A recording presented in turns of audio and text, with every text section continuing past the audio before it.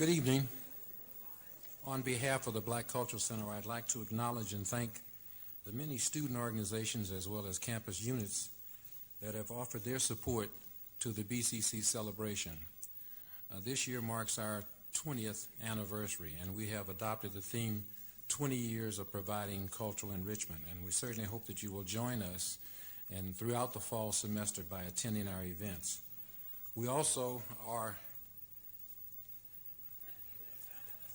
showing off our nice t-shirts as a memorabilia, and certainly you can purchase these at the Black Cultural Center for $5. So check it out. And they come in other colors too, which you'll find out later on. I'd also like to acknowledge the Kappa Alpha Psi fraternity who are volunteering their services as ushers tonight. And if I can take a few more minutes, I'd like to announce some of the coming events. On September the 26th, the Haraka Writers will be presenting their Poetry and Punch at 7 o'clock in the BCC Library at 315 University Street. Then on September the 27th, as part of our Purdue Alumni Speaker Series, Dr. Phoebe Bailey will be here at 8 o'clock in Stewart Center, room 202. And she's talking about leadership for the future. The following day, on September the 28th, Black Coffee House Series will open with the New Directional Players and Zoom, live jazz and live acting, live theater.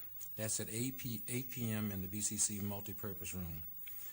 And then on the 11th of October, we have an evening with Ruby Dee. Now, we had originally scheduled Ozzie Davis and Ruby Dee together.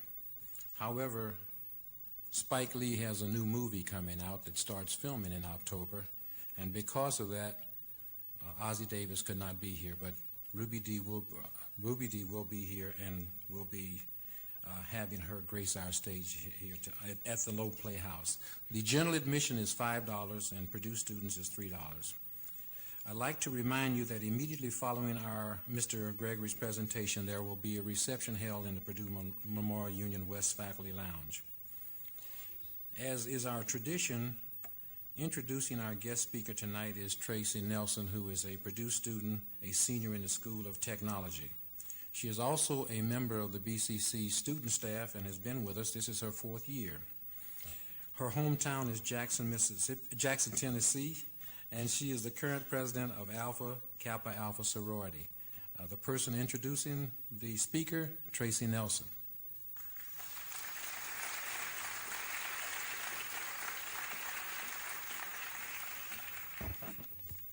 Good evening. Kicking off our celebration of the 20th anniversary of the Black Cultural Center is Dick Gregory. He's a comedian, author, nutritionist, activist, recording artist, actor, philosopher, and anti-drug crusader. Credited with opening many doors for black entertainers, Gregory found comedy an expedient avenue for getting people's attention to make them think as well as laugh. His participation in the civil rights movements of the 1960s is well documented, as are his efforts for world peace, against hunger, and on behalf of the American Indians. More recently, his face has appeared in newspapers across the country for his unique community action approach to stamping out drugs. He camped out in dealer-ridden public parks and rallied community leaders to shut down head shops. His efforts have had a cost. Gregory was virtually barred from entertainment, and he has been jailed numerous times for his part in demonstrations. His unflagging sense of justice has led him from Louisiana to Iran and from Ireland to Detroit, always working for human rights and always for people. An innovator, Gregory taught himself the basics of nutrition to lose his excess pounds. After years of work and research and development, he later marketed the Bahamian diet, which I used one time. His work on behalf of better nutrition has spanned the globe, and his nutritional supplements are now used by everyone from urban professionals to third world countries. He has helped a number of hugely obese people, some topping 800 pounds, to regain normal lives. In addition, his nutrition research has helped hunger strikers from around the world forward their cause without risk to life. And now I introduce to some and present to many the inimitable Dick Gregory.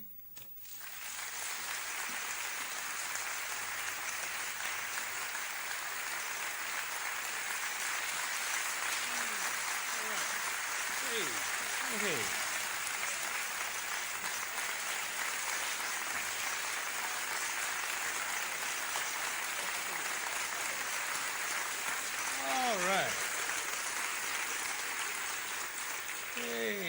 Thank you, thank you. Let me first say I thank and praise God. No, you leave the lights just like you have. That's fine. Thank and praise God we've all made it here safely. I pray to God that your return and my return will be equally as safe. I come here every so often, and I just really find it difficult to stand here with a straight face and say it's a pleasure to be in Lafayette.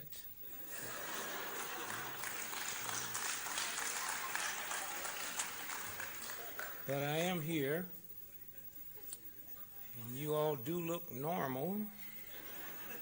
No, I was just playing. I like to, every time I find out I'm coming here, I'm just thrilled, especially in the wintertime when it's real cold. See, everywhere I go, I'm followed by the CIA and the FBI and being dedicated to love and nonviolence. I think of little ways of getting even with them two groups, and there's no better way than to bring them to Lafayette in the wintertime.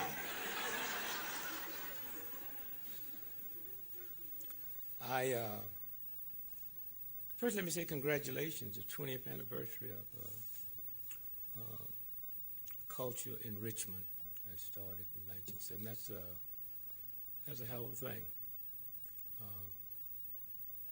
We've come a long ways in 20 years. I wish we could have solved it, but we haven't.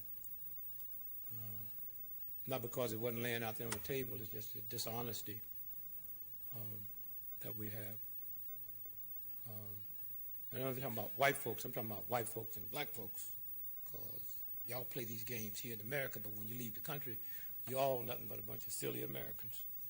That stupid, that think you free and you're not free, that get manipulated from the time you wake up in the morning to the time you go to bed at night, that call yourself believing in a God.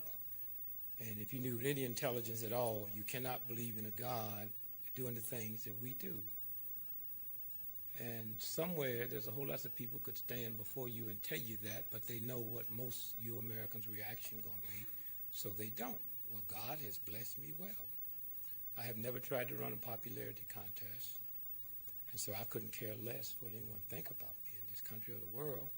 And I've been knowing for years that truth have never had to be validated by your ignorance. And so, you know, somewhere, those of you all who's willing to change quickly will be here. Those of you all that's not, have fun and have fun quick, because baby recess is just about over. Okay? That God that y'all claim y'all believe in but really don't act it out, that God is real and alive, and that God that say what go around come around time just about here. I was at a high school. We went in a year ago. Oh, wait, first, I was going to sing the Star Spangled Banner, but that little Roseanne got in so much trouble. Oh, say God, you see, and the president got upset. Did y'all see that? The president said it's disgraceful. I didn't know. See, I'd been to bed early. I'd been fasting and praying, and I woke up and turned on the news and heard the president say, that's disgraceful. I thought he was talking about his son that ripped off that savings and loan.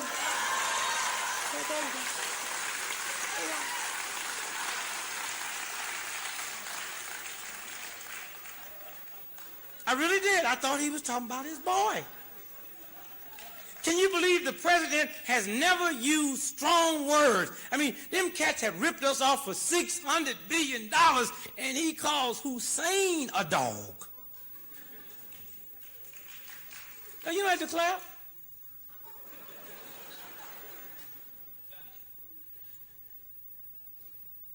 Racism and sexism. And see, it's better. The country's so messed up. When black folks get to talking about racism and sexism, I mean, a lot of people think we're talking about white folks, and black folks are still in the believing it's all of us. All of us. Hussein, a thug, a hoodlum, a pimp, he learned it from us. Just like General Noriega, we recruited that young boy when he was 16 years old. The CIA recruited him. And whatever he is today, you paid for it. Okay? Those are games. Hussein is a whole lot of crazy things. But, I mean, we call him things we didn't call Hitler. Is it because Hitler was white? You tolerate stuff off of people. Dope pushers bring dope all the way into the country and put it in your high schools. You ain't moved your army in. But if it was niggas doing it,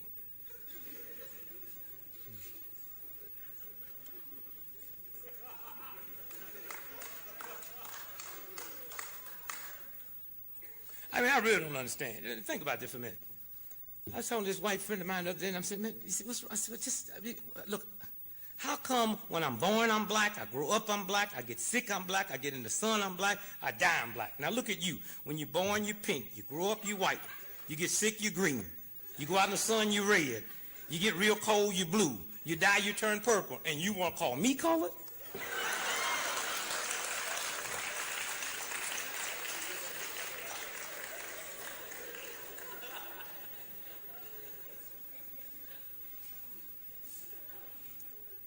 I mean, somewhere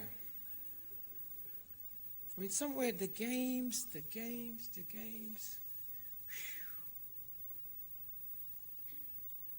And I got a stake in this, I got 10 children. I got to try to, and it's difficult. And I'm so glad I'm 57 years old. I wouldn't want to be a youngster today, because everything's happening in America. They blame on you. They talk about teenage pregnancy like up until 5 years ago, young girls never screwed in America.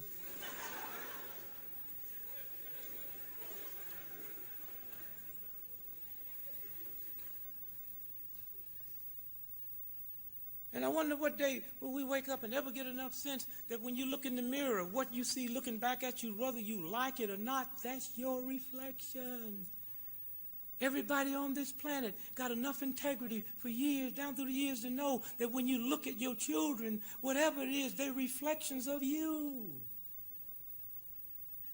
Youngsters is into drugs, that's because we drugged out. You smoke reefers, we drink coffee. You want to have some fun? Tell these old folks that's against reefers. Okay, tell you what you do. Here's what you do. Before you ever tell another youngster that they can't take a reefer, give up coffee for a week. Pray to your God that you'll be strong enough to give up coffee. Caffeine is the #1 addiction in America. There's more stomach cancer caused every day from drinking coffee than lung cancer from smoking cigarettes, okay? The #2 addiction in this country is nicotine.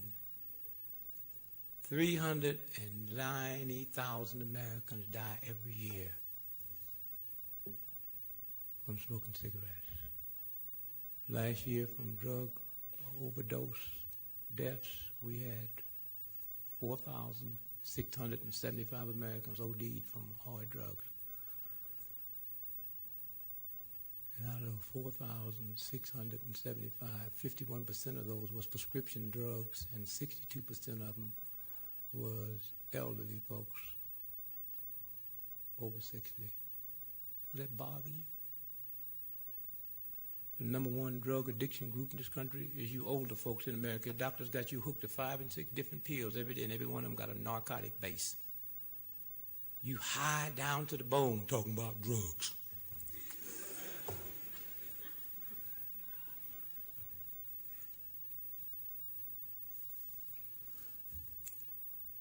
We lose twice as many Americans every 10 days in America from smoking cigarettes as we lose all year from hard drugs. Don't that bother you?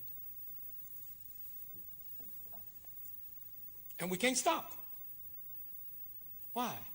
We locked into greed and hatred for self. And anytime you run across a racist, somebody that's prejudiced, it's they hate themselves. I mean, you rape your mama, then I get upset because you rape mine? I mean, I don't want my mama to be raped, but once I find out you can rape your mama, I know my mama not safe around you.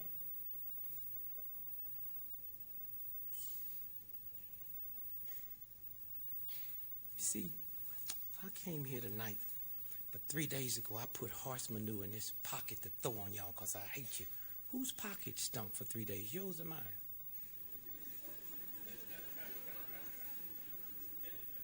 And even when I throw it on you, you're going to take it right off.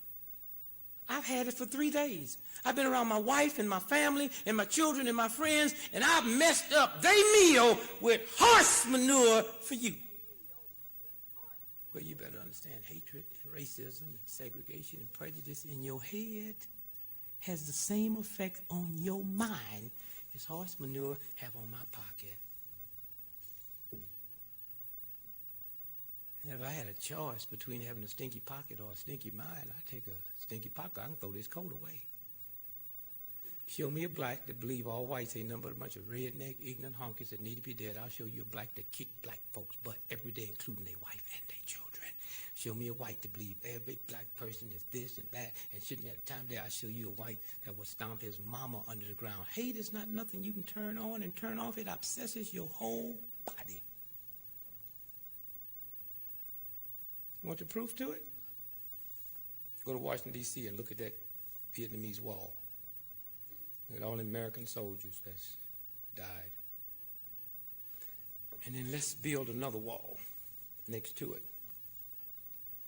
But what we're going to put on this wall, we're going to put the names of all the American children that was killed in this country from child abuse or neglect, and that wall would be larger than the Vietnam Wall. You think your violence that you aim at somebody else ain't even in your own house, and don't nobody want to deal with that. We talking about folks gunning one another down on street corners and juvenile gangs, but don't nobody want to talk about a little child whose mother, who carried her, hit child in her belly for 9 months, stomps that child to death. But you see, you think you can turn racism and sexism on and off? You crazy.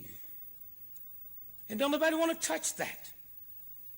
We want to talk about the violence we see. What about that quiet violence?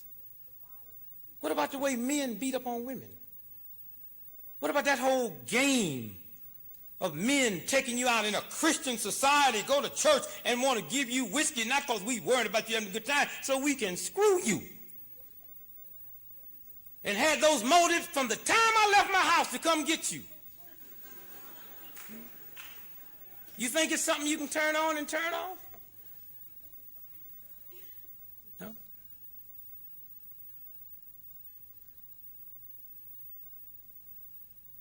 And there's a handful of rich manipulators that got your head so messed up, especially you white folks. Y'all run around, and niggas run around talking y'all boss Charlie. Y'all ain't boss nothing. You serious? Ain't but about 5 white folks on the whole planet. The rest of y'all's imposters. Hey, let's be honest. White ain't got nothing to do with a color. That's an attitude. And if you ain't got some big billions of bucks in the bank, you can't have the attitude. You think you live in a free democratic society? A Christian, God-fearing religion? Try it. I'm in a high school the other day. A year ago, we went into Pontiac, Michigan. He said, y'all scared? He said, yeah, what you got? Drugs. Come on, let's march. We went in, 5,000 people came out and marched. Father Clemens came in. And we said, we take the street back. We don't worry about no drugs. There's no war on drugs. These are family. These are Americans. How you going to have a war? Just get out here and march. Be willing to die. And 2 days ago, the governor of the state of Michigan came into Pontiac with the National Guard, and they tore down 24 crack houses. That's the power you have when you stop being afraid and stop letting a handful of pimps manipulate you. The CIA do stuff in this country and outside this country in your name that would make Hitler blush, and one day you'll pay for that. One day you'll pay for it.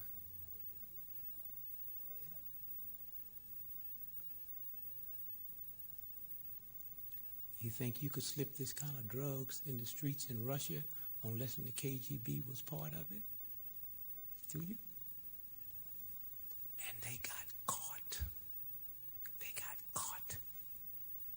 And Colonel North was the leader of the drug pushers, and you know it. You heard it on television. You ain't hear some nigga stand in front of you and talk about some white boy. You heard it on NBC, CBS, and ABC, and that thug ain't done a day in jail because you know that if you even resisted that type of power, they would blow your ass away. You know that. Okay? Right? And he masquerades as a hero and with that American flag, and y'all put Roseanne down for trying to sing a song. What, a sports affair? Most folks out there ain't nothing but heathens. You serious? Check it out. Y'all go to these damn football games. What do you expect? You see it 24 hours a day. In Europe, a soccer game, 200 people stomped to death. What do you expect? But long as it's fun and games, it's okay. Detroit Pistons became world basketball champions. They came out and celebrated. 8 people was killed that night. It made the papers and right on. But if 8 people was out there hollering about new jobs and created some hell and died, we'd still be reading editorials about it.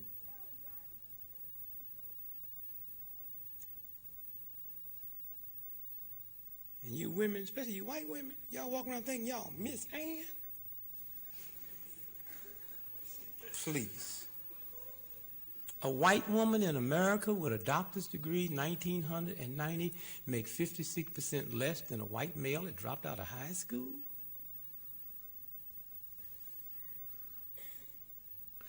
Y'all better hurry up and locate that nigger. You don't have to look far. It's in the house with you.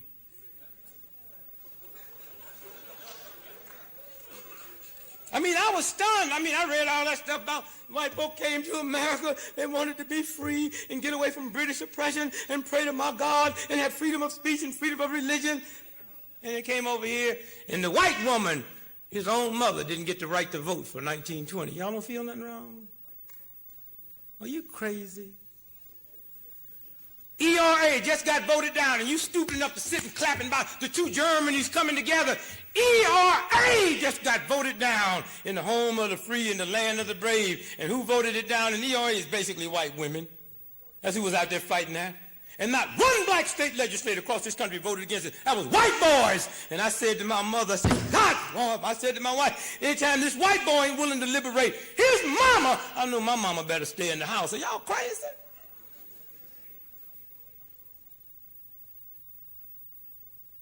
These old ratty-ass school systems like this here y'all going to, and got nerve to think they good. Think they good.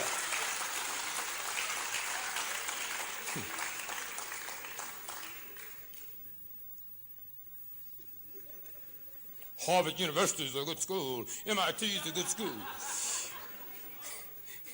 MIT is funny. MIT told me last year, you'll never come back here again. You told me that last time I was here.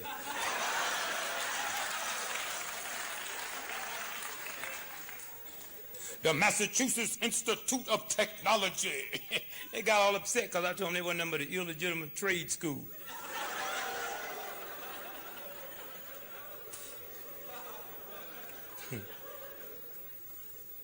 High tech?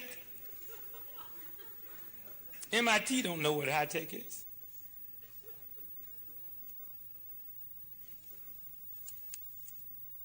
High tech is the nipple on a mother's breast and a newborn baby's mouth, pushing a fluid into that child that no scientist at MIT, Harvard, Yale, Morehouse, Russia, no place ever will or ever have been able to reproduce. That's high tech. High tech is the day you was born, a little bitty tot, no bigger than this, had then and now 62,000 miles of blood vessels running through your body that don't get in your way. And if you had to lay your blood vessels right now end to end, it'd reach around this planet Earth twice with 12,000 miles left over. That's high tech. And you sitting here learning some old stupid stuff and don't even know about your body. There's a universal God force, and you're in conflict with it because you got a stupid educational system say learn how to make a living. There's a God force say you can learn how to make a living, but if you don't learn how to live, I'll destroy you from the inside. Okay? Okay? The mightiest nation in the history of the planet. Last year, if you count up with your computer, all Americans that died from everything, it was 2.1 million Americans died from everywhere you can die. And out of that 2.1 million, 1.5 million of those deaths was diet-related. And anytime you live in a country that 80% of your death is caused by you eating the wrong thing, you got the CIA watching the wrong thing. It ain't communists that's killing you. I can't stop smoking cigarettes. I wish I could. Oh, yeah, I can get you to stop. I appeal to your greed and your racism, and I can get you to stop. You found out in the morning smoking cigarettes in your automobile will corrode your engine. Be no more smoking in the car.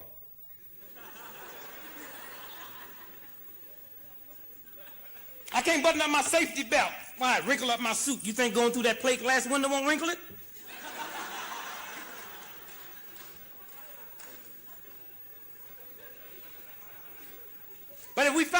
buttoning up our safety belt would give us 3 more miles to the gallon. You'd buckle up.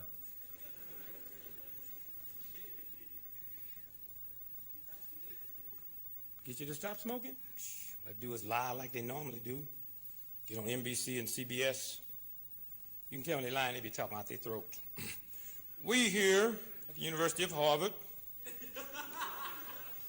have done a joint research venture with Howard University. They always throw a black one in when they fix a lie. And the University of Toronto. After 25 years of research, we found out beyond a shadow of a doubt that due to the acid rain mixed with the moon dust, anybody that smokes cigarettes after October the 12th in America will turn jet black.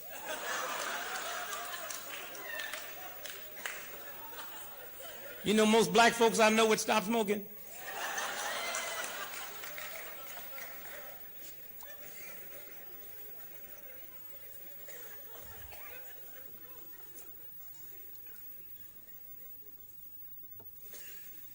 Somewhere when you understand that you high tech,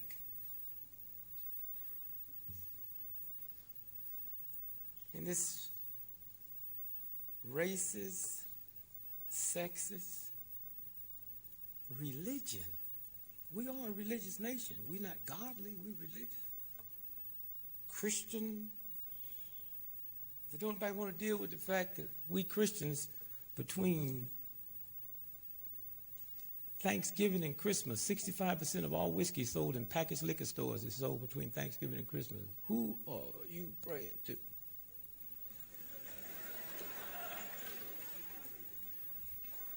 The biggest religious festivities in America happens every year in New Orleans. Biggest Christian festivity in the Western world called Mardi Gras. They go to New Orleans every year, the Christians. New Orleans is known as Sin City, and they don't go there to change it. Matter of fact, it's the only time in the whole year that the New Orleans cops can't have a day off. It's when the Mardi Gras, when the Christians come to town. And it's the only Christian festivity in the Western world where whores come in from all over the world to help y'all celebrate. And on Fat Tuesday, they go out and eat anything moving. And on Ash Wednesday, they'll hit their head with ash and go somewhere and fake a prayer for 40 days. And then Easter, oh God, they be there. Were you there when they crucified the Lord? Nah, that's a cheap song to sing 2,000 years later. You wasn't there then, and chances are you wouldn't be there now. It's a game y'all play. How can you cry over the crucifixion of Christ and sanction capital punishment? Don't you know your Jesus Christ died because that state had capital punishment? That's why Jesus died. Jesus wasn't mugged to death or run down by a drunken chariot driver.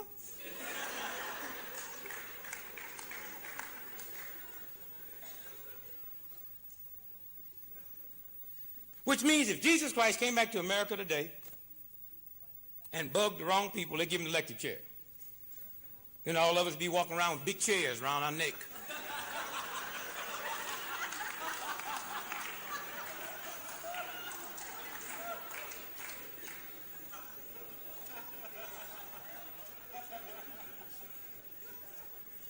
Yeah, I'm so sick and tired. I came up in a Christian family, Baptist. I heard my mother and them quoting out the Bible. They know this. Give to Caesar what is Caesar. Oh, you serious? Who's Caesar, Mom? Caesar killed Jesus Christ. But Caesar couldn't kill God. So why do we put so much credence on Caesar? If you believe in God, a God that Caesar can't kill, why don't you listen to that God? Somewhere. You serious about your religion? What's your name, brother? Doug. I just fell and broke my leg and lost my job and getting put out of my house and ain't got no food and I got a family. You come by and say, Brother Greg, just out of my love, I'm going to help you. I said, okay, I really appreciate it. But here's what I want you to do. I want you to come by every morning and fix my breakfast.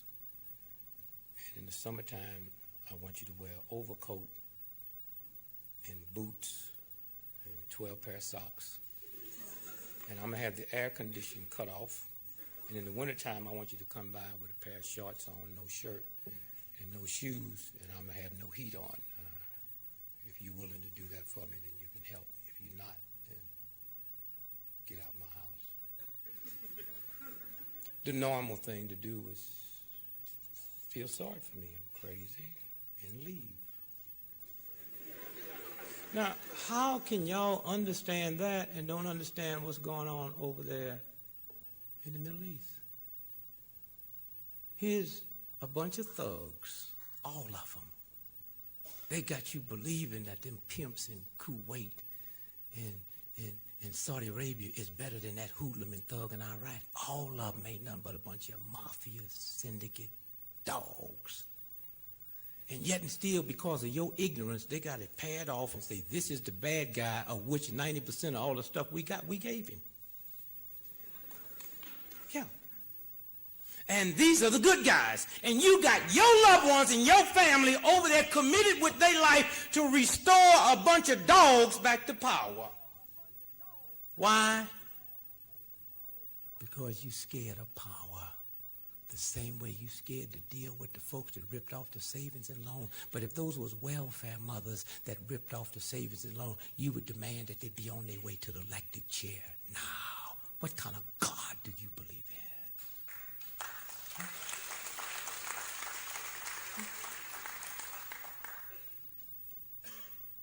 If that was some hillbilly son, some unemployed farmer, or some unemployed white truck driver, or some black boy son who had ripped off them savings and loans like the president's boy had, you wouldn't sit idly by. But in your subconscious mind, you got enough sense in your fouled up integrity to know in this country when you mess with power, they will kill you. That's why y'all don't want to mess with the mafia. They run carte blanche through this country, do anything they want to do, and y'all make movies out of them like The Godfather, glamorizing them like they some hillbillies and don't want to deal with the filth they are. But Hussein is an animal.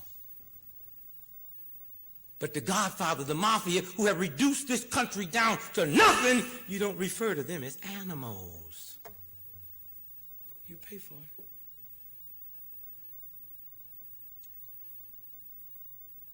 So you all understand that if I asked this brother to come by and help me under those conditions, he'd be crazy. And yet, we are over there right now, committed with our life to help Saudi Arabia keep their country and to say to Kuwait, we're going to restore you back in there, but we're going to charge you $7 billion. And you heard that damn dog go over there last week and say for $7 billion, we'll put you back in power, and you let your boys and loved ones and daughters and sons be used as common mercenaries. Common mercenaries.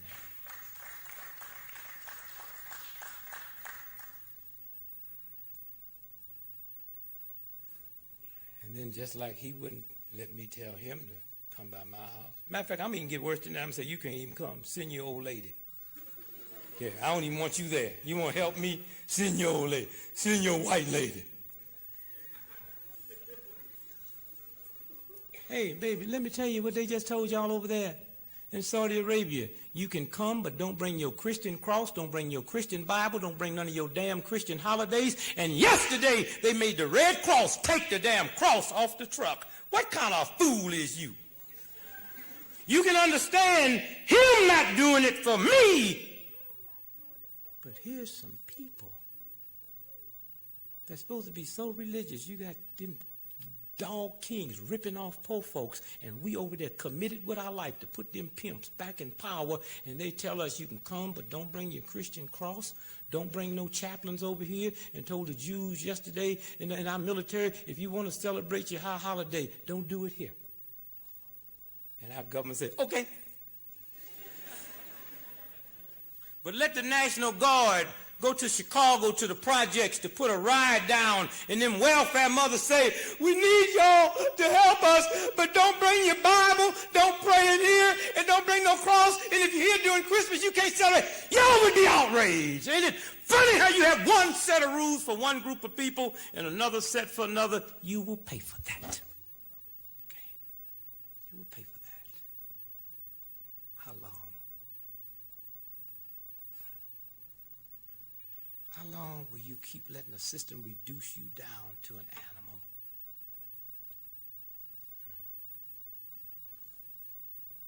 Somewhere when you understand who you are, instead of understanding math and trigonometry and all, so what does that mean? Some of y'all sitting there now won't be alive this time next year. Math geniuses. My daughter told me the other day she got accepted at the last minute at Georgetown. Georgetown? What's the Georgetown? Washington, D.C.? Georgetown Law School. And I went to Washington, D.C. the other day, and she says, Dad, how you like it? She said, oh, it's nice. All we gonna have is open book tests. And I said, well, I went through grade school, high school, and college, and all I had was open book tests. Of course, the teacher didn't know the book was open.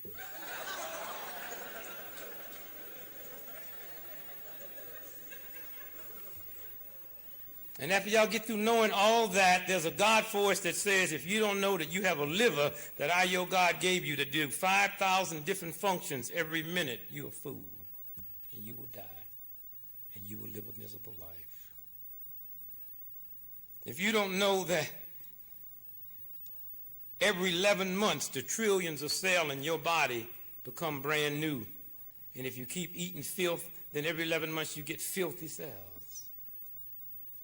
Every 2 years, all the bones in your body is totally new. So there's no bone disease you couldn't have if your thought pattern and your diet pattern was right. That wouldn't be gone, flushed out.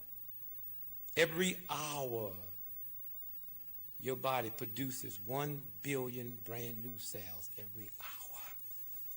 And you can go through with all these funny kind of degrees and all these grades and don't even know that. Something wrong. 62,000 miles of blood vessels running through your body. If you can take out your blood vessels right now and lay them end to end and reach around this planet Earth twice with 12,000 miles left over. Your blood make a complete cycle every 30 seconds. As you sit there right now, your blood traveling 125,000 miles a minute, 7,500,000 miles an hour, 180 million miles a day, and they got you believing a jet plane is fast. Every 7 years, your whole body becomes totally new. That's what the bankruptcy law is set on. That you can only go bankrupt every 7 years. They pattern this after the body. You know about the bankruptcy law, but don't know about your body because there's a bunch of evil old men. The less I can let you know about the way God functions of your body, the more I can control you. So you walk around believing you're free. Freedom don't come from the outside. Freedom comes from the inside. That's freedom. There's a God force that's running rampant inside, and there's a mind, and if that mind is not free, you're not free. You can kill my body. That don't count. The God force that runs rampant inside me, you can't kill that. They're like, you can burn my house down to the ground, but you can't do nothing to the ground. That belongs to God. You can't do nothing to that. Earthquakes, tornadoes, hurricanes, can't do nothing to the ground. Boy, I got this house I live in, and I just say, Dad, look at this house. I say, no, look at the dirt. It's been here ever since the universe has been here. Wow. Wow. That's what they build a house, put a new one out. House ain't nothing. What is built on will always be there. Just get up in the morning and pick up some dirt and say, wow, you've been here ever since day one.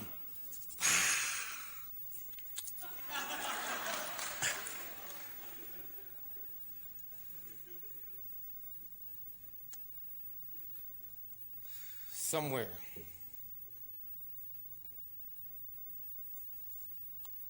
when you understand who you are, understand how this works. This brain here, you listening to me, you looking at me, I'm looking at you, and we pulling each in. What you see and hear me do now is going into your subconscious memory by 100 million bytes per second. what a machine. That's how fast you're pulling stuff in. You don't need no degree. That's your gift from God. You take information in, 100 million bytes per second goes into this brain, which weighs 3 pounds, not after you get your degree. 100 billion cells locked inside of this computer. And y'all think IBM?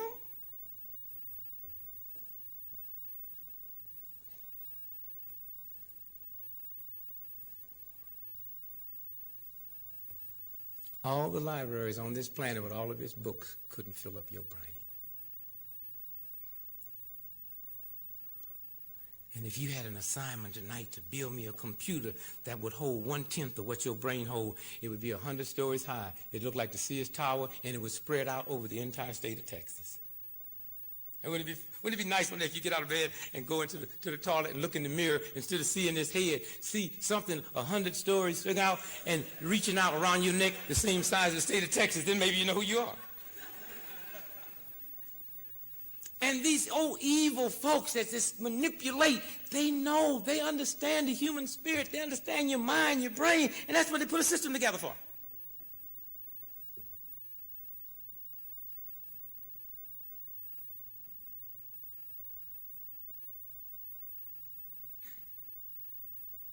I flew in here tonight from Boston. Didn't have no car, and brother picked me up at the airport. But I could leave here tonight and walk down the street, go to a public phone and call police and say somebody just stole my car, and they would write a report up. And although I lied, tomorrow morning when you pick up the paper and look at the crime section, I would be listed with the stolen cars. Me and this brother can go out and drink, and we get to arguing and get into a fight. And because I don't want nobody to know Dick Gregory, who talks about peace and nonviolence, was fighting. So I said, well, don't worry about it. I just say I was mugged. And I call the police and give a description of the mugger, and it go as mugged. Y'all leave here seriously been raped and tell them you've been raped, it go as alleged raped. Don't that bother y'all? And don't that bother you?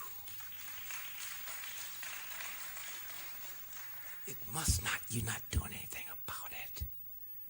And remember, if your brain is taken in at a rate of 100 million bytes per second, the word alleged means it might have not happened. So when I drop alleged in there at 100 million bytes a second, and the alleged gets there before rape, and what it happens is there's something running in there that fast, and it might have not happened. What might not happen? Rape. Don't you understand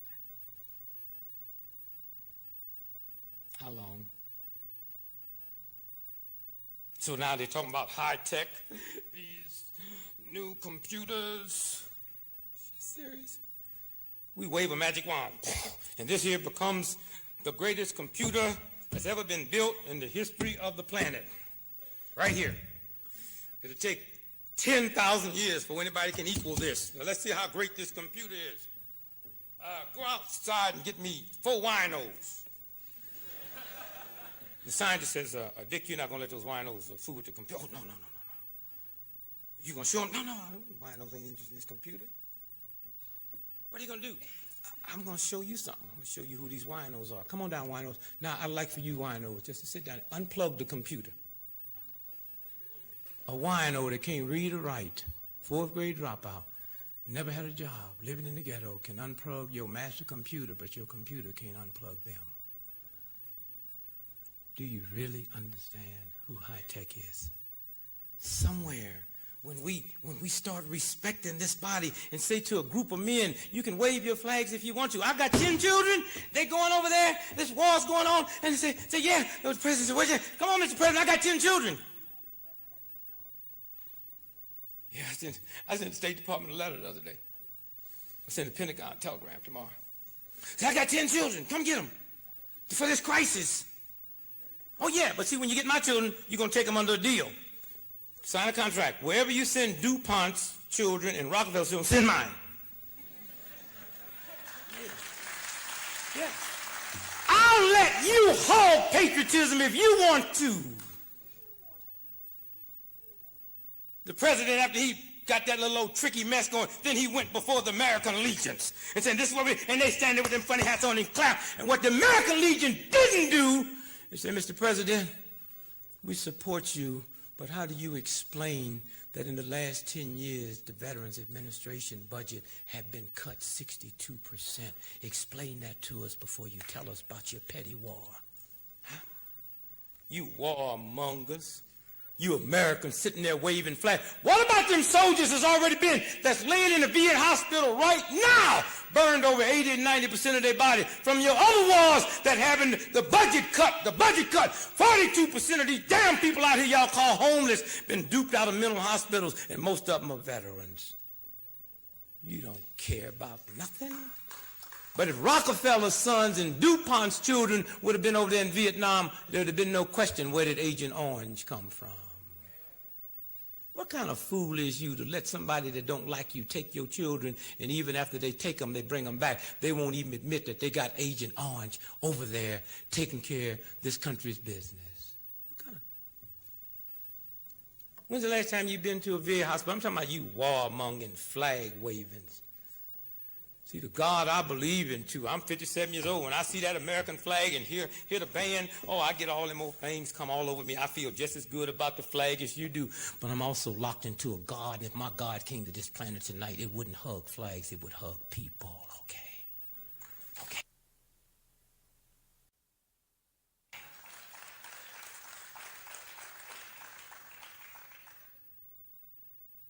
Since you like the flag so much, why don't you take God we trust off the money and put it on the flag?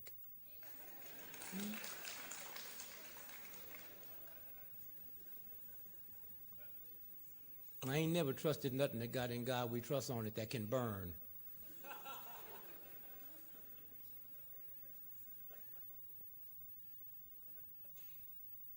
I was at some school yesterday, and I scared the principal so bad in Pontiac.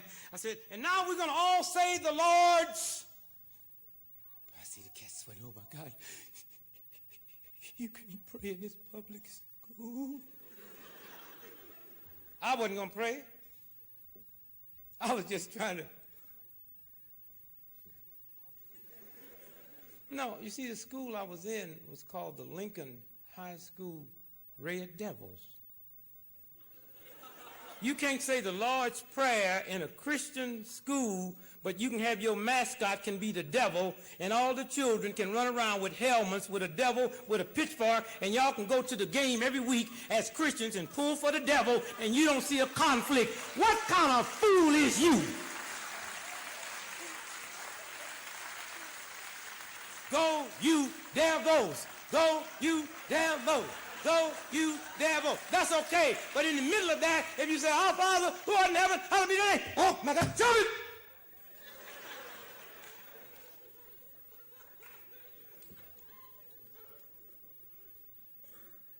The Duke University Blue Devils. The Wake Forest Demon Deacons. Now, I've been around demons, I've been around deacons, but I ain't never been around both together.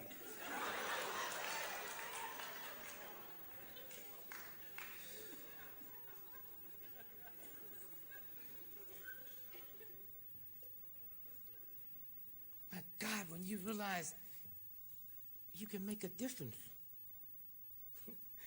let them stop manipulating you.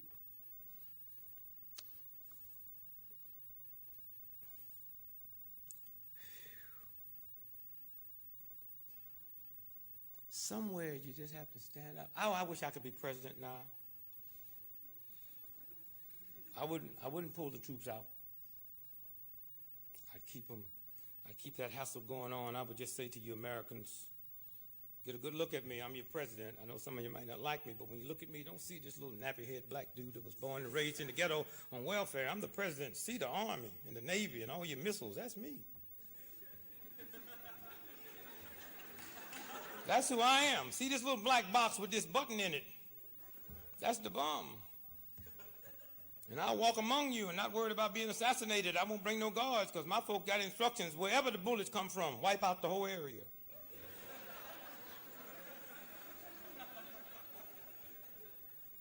And now as your president, I'm I'm going to send your children home, but we're not going to end the war. Take those children. I don't want them. I'm going to draft your Mercedes and your Buicks and your Cadillacs and your mink coats and your Italian shoes and your wigs. I bet it'd be shootouts on the front line. Yeah. I'm going to find out how patriotic y'all love the flag so much. Y'all love the Star-Spangled Banner so much. Why don't y'all come together and put your money up and wipe out the national debt? Why don't you do that? I know damn good and well as a parent, most parents in America, if they found out their child went in a supermarket and blew it up and killed everybody in it, they would hawk the house to get that child out. That's love. Not to say they didn't, they was right, but say, I love you. If I would hawk a house and put all my money and get the best lawyer for a child of mine that had done wrong, then how come you ain't willing, if you love America, to ante up the money to get America out the national debt? You don't love nothing. That's why you got to hide behind a flag, the same way them goddamn Nazis hid behind a flag. But one day the flag gonna come down and there ain't gonna be nothing there but you and your God that you can't lie to, you can't manipulate, and then get a good look at yourself, okay? That's what it's about, baby. Somewhere, you can go all over the world. You can find money to prop them thugs up over there, but your homeless people, you can't find no money for them. Your elderly folks that go to bed hungry at night because that little measly check run out for the month run out, you can't find money for them, but a bunch of bastards laying over there that done ripped off billions of dollars with some damn sheets wrapped around their head. You can send your life, love over there and all your money. Are you out your mind? People with drug addictions crying to let me get off. And in New York City, they said, we got a 18-month waiting list. You can't find money for that. A school system you can't find money for. We saying to you little youngsters, you damn it, y'all better pay that money we loaned y'all for college, or we gonna... But you told them thugs over there in Egypt, we're going to forgive $7 billion debt. Are you out your mind?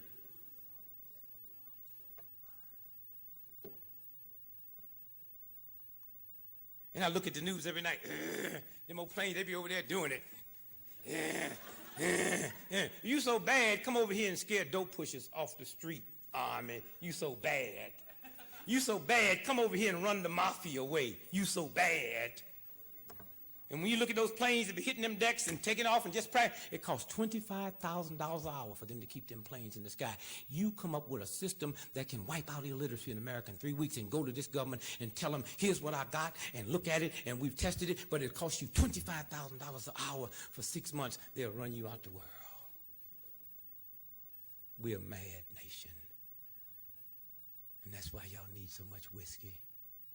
You need to be high 24 hours a day. And that's why you need somebody to pick on, and everybody you pick on is below you are weak folks that have no power. All them veterans that went to Vietnam, I'm not talking about the ones that went to Canada, went to Australia. I'm talking about the ones that listened to you and went over there, and now they're back screaming out, help. And you're not helping them. They're out there with the homeless. They're in mental hospitals. They get relapse, and the mental hospital budget been cut 45%, and they dumping them out in the street. Them is your Americans. Them is your fellow citizens and sister citizens that believe you.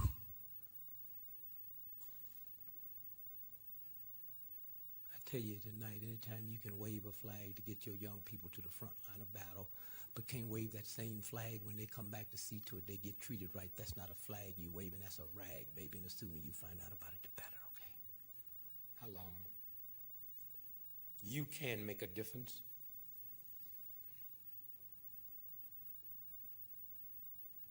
When will we stop blaming all this on the children? When I look at my children, I see a reflection of me. My wife says, I don't know why they don't want to cut the grass. Of course, I never cut the grass. I got a daughter, 31 years old, get her doctor's degree next month. Never had a job. I never had a job. I told my wife, trick her. I mean, just go easy with her. Just tell her to get a Social Security card. She said, Michelle, why don't you get a Social Security card? She says, why? I said, tell her we take the numbers and play the lottery.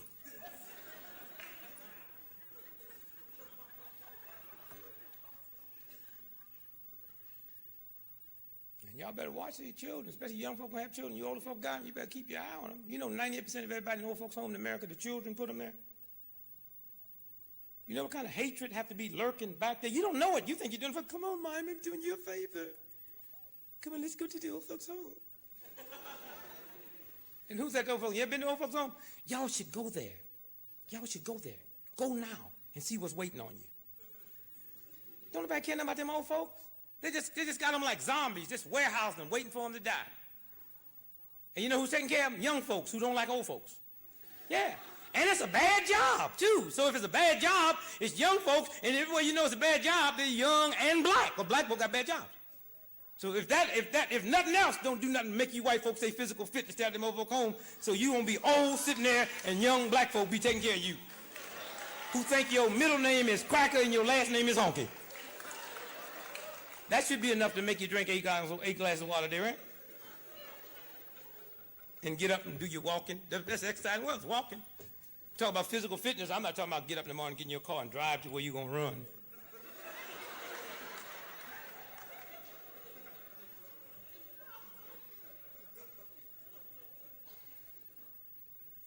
You can make a difference. If you wasn't, I wouldn't even be talking to you. You can make a difference.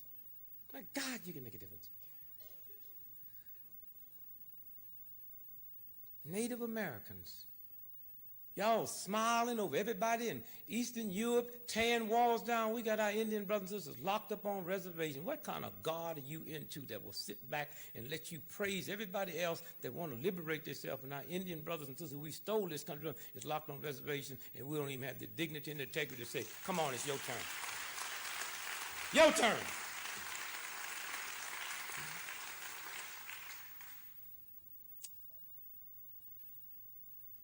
You can make a difference. You've got to understand that. So I looked around at my children, I said, 10. And I'm looking at my statistics. It says that 98% of everybody old folks home, their children put them there.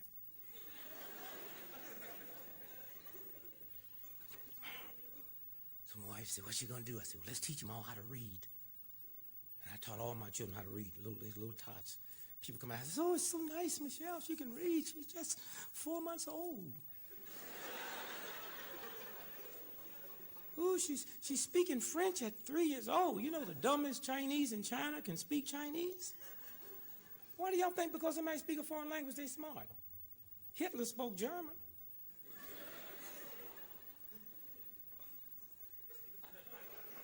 You want to have some fun? If we could bring a mafia syndicate, thug, hoodlum, pimp from New York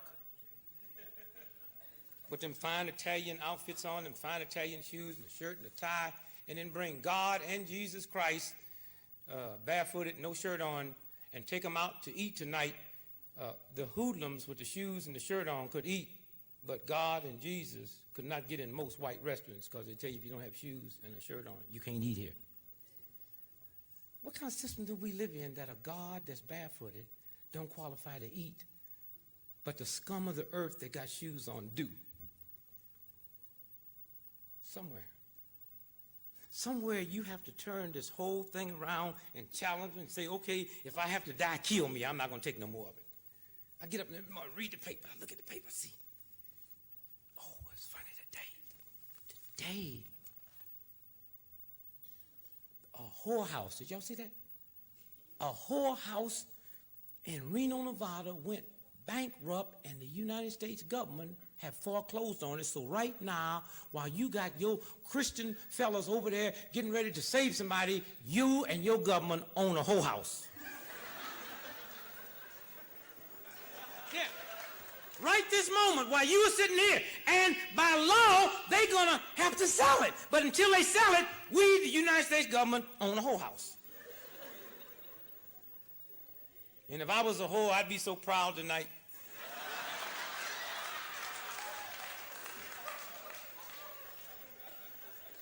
Hey, Jim, this is just, don't call me Madam Fifi, call me Miss Madam Fifi.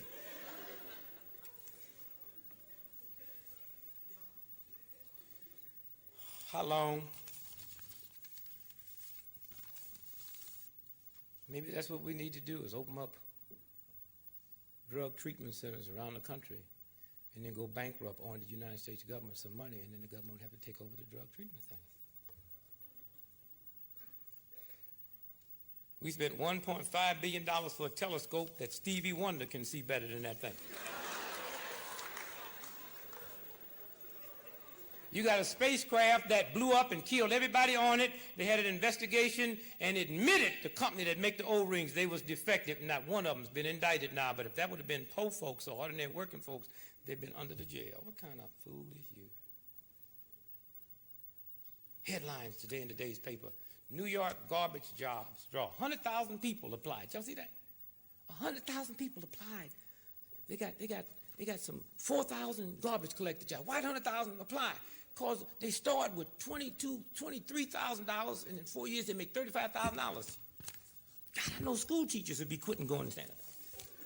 I mean, here's school teachers dealing with the minds of our precious little children, make less money than garbage collectors. And that don't bother you. We have no money for the school, but you want to kill some Arabs? Whatever you want, we'll give it to you.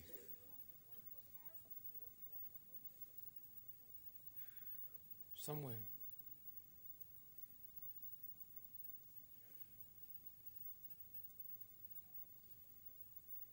And then y'all always walk around talking about, oh, to be born over again. I love looking at them white preachers on TV every day. I look at it, especially on Sunday.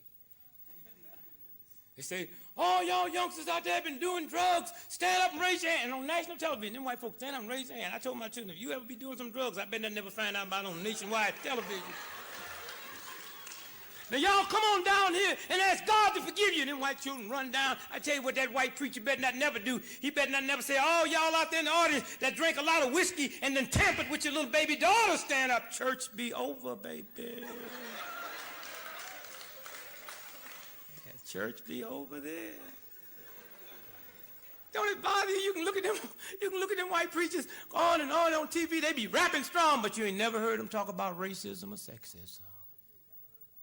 What God are they into? They ain't never said nothing about the way men batter women in this country. Never. And you white women, I don't know why you taking all these whoopings. What I mean by white? I don't mean that black women ain't getting beat, but when I'm driving and they interrupt I'm listening to some heavy jazz and they interrupt my program. We'd like to give you the battered wives hotline. I know that's white women. Anywhere you're going to whoop a sister, then give her a number to call.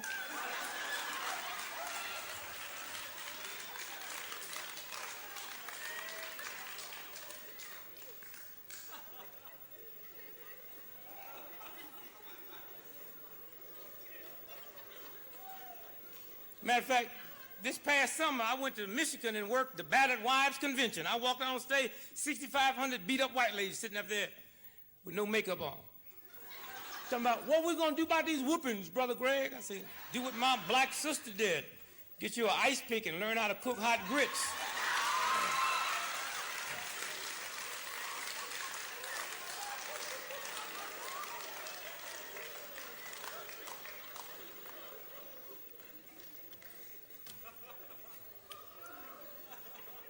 And I tell all my white friends, if you ever, go upside your lady's head and she throws some hot grits on you, whatever you do, don't go to a white hospital. The Mount Sinai's, the Cedars of Lebanon, they might know how to give you a triple bypass, reroute your kneecaps, and switch your eyeballs, but they do not know what to do with hot grits. They don't even know that when you wipe hot grits off, face come off with it.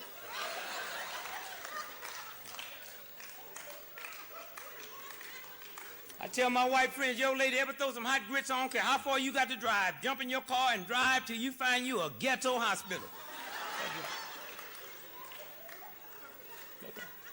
And go on in there. You got to be strong. They look closed, but they're open. Go on in there. That's right. They ain't got none of them newfangled machines or nothing like that, but they might not give you a triple bypass or know what to do with your kneecap, but they know what to do with hot grits. All you do with hot grits is just blow on them and pray. That's all.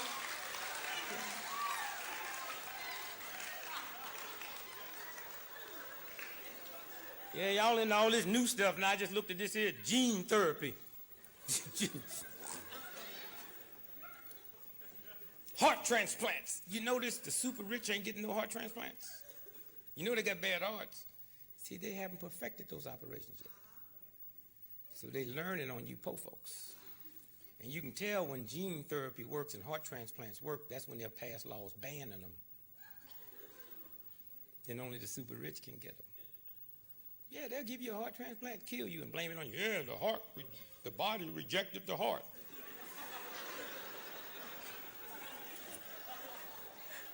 Captain cut me open, threw my heart away, and then dawned on them they didn't have nothing but large, and I need a medium. So they put a large heart in my body and say I died because my body rejected the heart. And then one day I picked up the paper and read where this girl, that gave her a baboon heart, that little bitty girl. And I knew that was a white girl. I didn't need to see no picture. I mean, we African-American black folks, we tolerate a lot of things in the ghetto, but a baboon heart ain't one of them. I mean, I wouldn't even know how to deal with a child of mine with a baboon heart. Somebody come knock on the door. Mr. Gregory, can Michelle come out and play? She up in the tree doing her homework.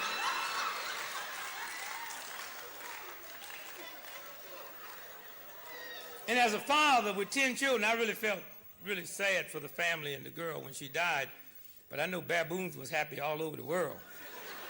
Because if that little girl would have lived, it'd been a serious run on baboons.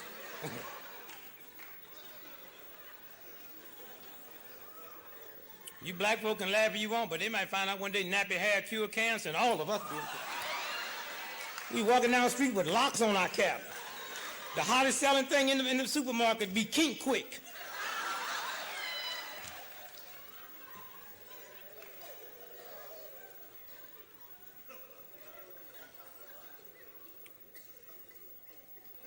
And so with my 10 children, I taught them how to read.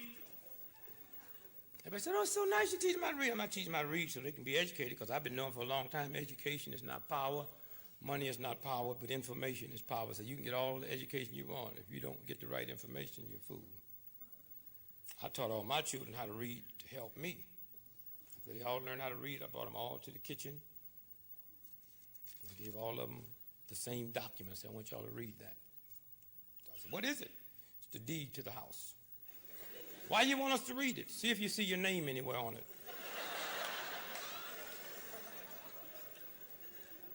See, children have a funny way of saying, I'm going to my house. Saying to their friends, why don't you come over to my house and play? Well, I broke all that up that day. Yeah, I want y'all to look there and understand you all are in transit.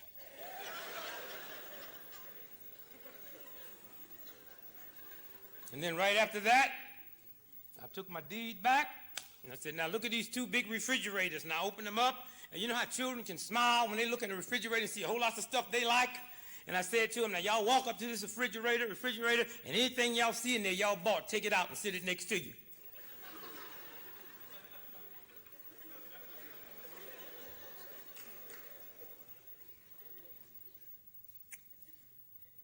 All you got to do is think. My wife be yelling at him, and, Dad, can't you hear me? She says, how come you don't have no trouble with him? I want him to do something. I just get me a good book and a nice, easy chair and sit right in front of the refrigerator. I know they'll be by there sometime today.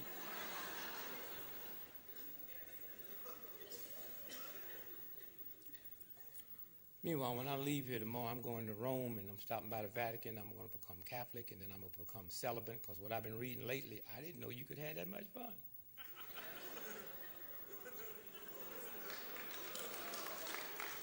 Hey, me? I didn't do it. Bishop Marino, boy, that girl's whee. So I'm fixing to give it up. So when y'all see me walking around with a smile on my face, you know I'm celibate. I know the Pope was upset when they called him and said, Pope, they just called another priest in a sex scandal. Oh, my God. He said, no, it's a woman this time. He said, our prayer's been answered.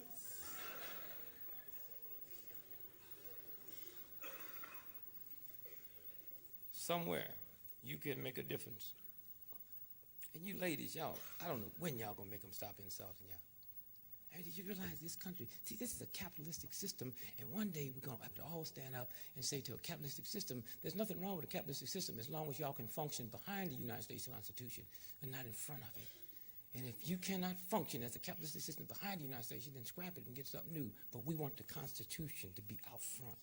That's what people died for. Not a capitalistic system, but a United States Constitution, freedom and dignities and what have you. Somewhere, you have to be willing to die, not kill. Die for that right. You women, how long you going to look at these TV ads that use you as a sex symbol before you stand up and say, you do another ad with me as a sex symbol, we'll boycott the product? They'll stop.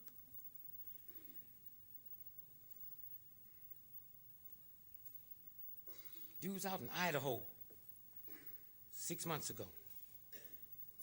Idaho, think about it. When you think about Idaho, you sure don't think about no black folks.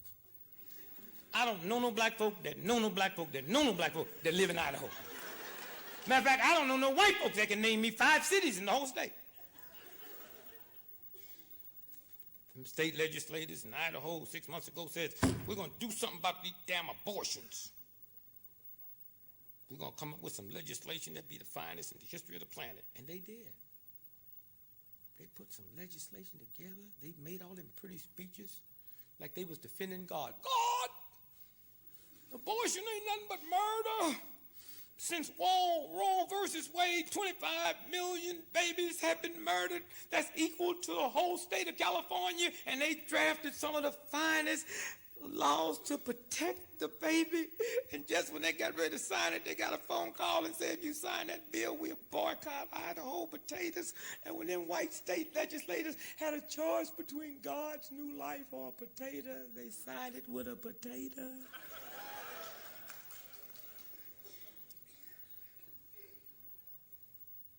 How long? Christians, how long? To be born over again. I love it. To be born over again. What do I do to be born over again? Go over here and get some water thrown on. Now, come on, it's more than that. To be born over again is simple. I mean, to be born over again is to let the past go. That's all. That's all. Just that simple. You can do it right now.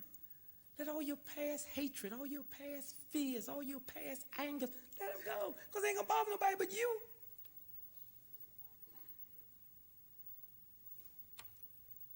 Forgive yourself. And it changes. You walk around with all these hang-ups in your head, scared. What kind of God you? But you know, God and fear don't occupy the same spot. You walk around with a house with a gun and a Bible and don't know the gun cancels like the Bible because you just say, God, I really don't believe you can protect this house.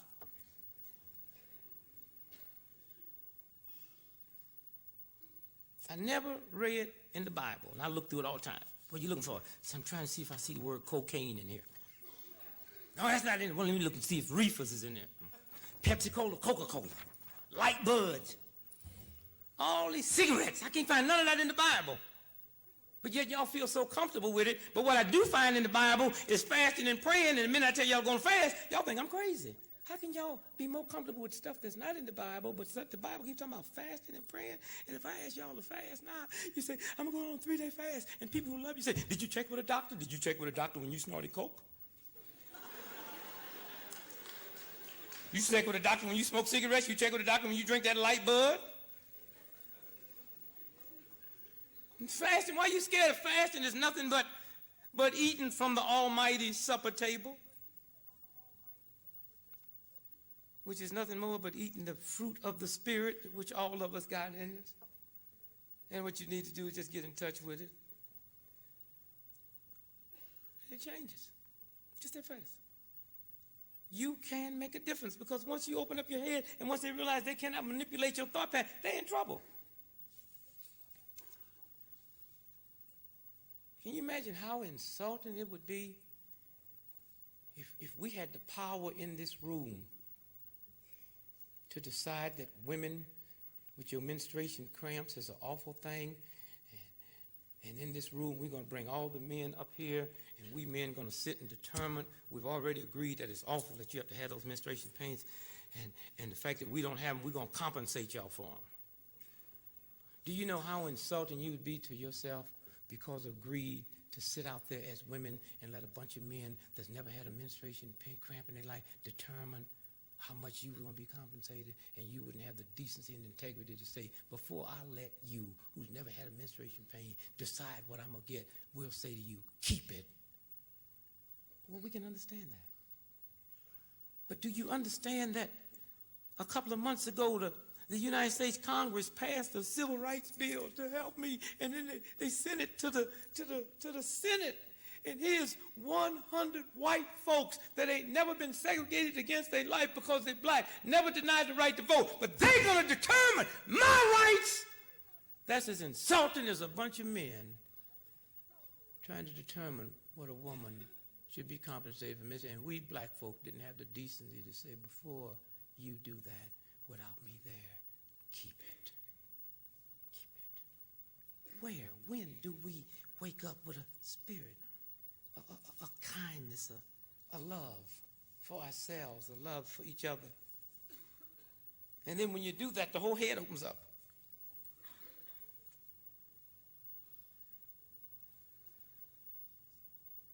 Guy asked me the other day, says, cats be funny, but I almost don't even like the word television. They even ask some stupid questions. So, Mr. Gregory, with the Gulf of Tonkin and everything going on over there in the Middle East, the way it is, the stock market falling in, how's that affecting black folks in the ghetto? I said, oh, every time that stock market falls in, we get very depressed, sir.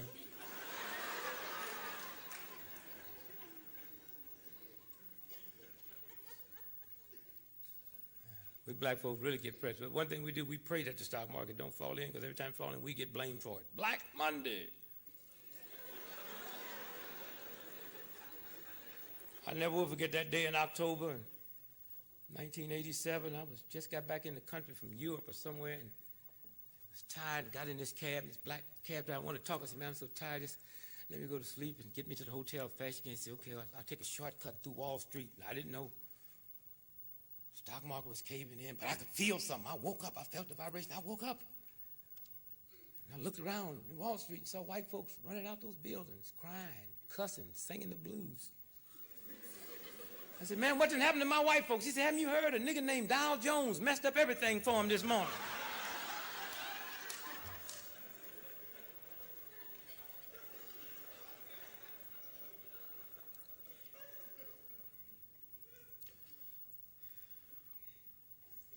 So at least I know why they call it Black Monday. But I tell all my black friends, you know, I keep all my money in black banks. Not that black banks are any safer than white banks. But I can tune into that black vibration. See, I don't pick up white vibrations. Yeah, and if you don't pick up the vibration, you're at a disadvantage. I was in a white bank with a white friend of mine the other day and looked at this cold-blooded white boy stand there and sell a 90-year-old white woman a 30-year CD. Then explain to her what the penalty would be if she tried to cash it in early.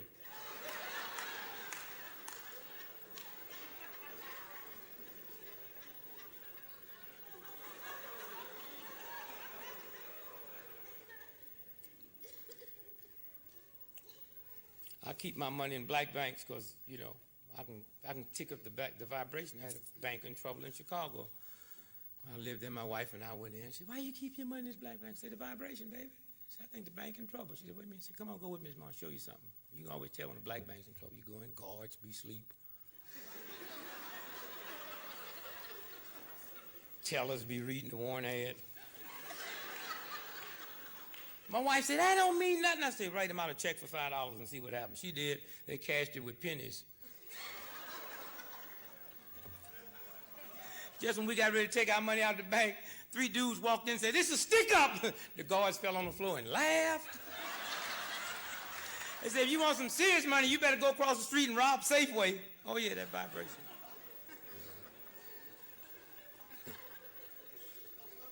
Oh, yeah, you can pick up on that vibration now.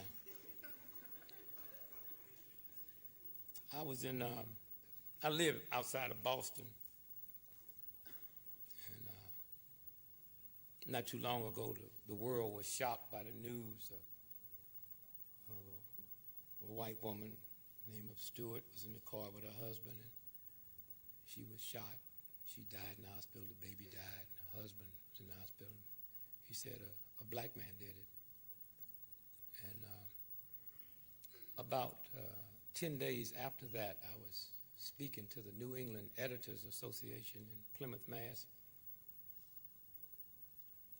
And I said to them, shame on y'all. I can't believe with this much power y'all got. In New England, that's where the power is, baby. 63% of all mortgage money in America and 96% of all Texas money market comes out the Northeast Corridor. That's who runs the country. Not New York, not California, that Northeast Corridor.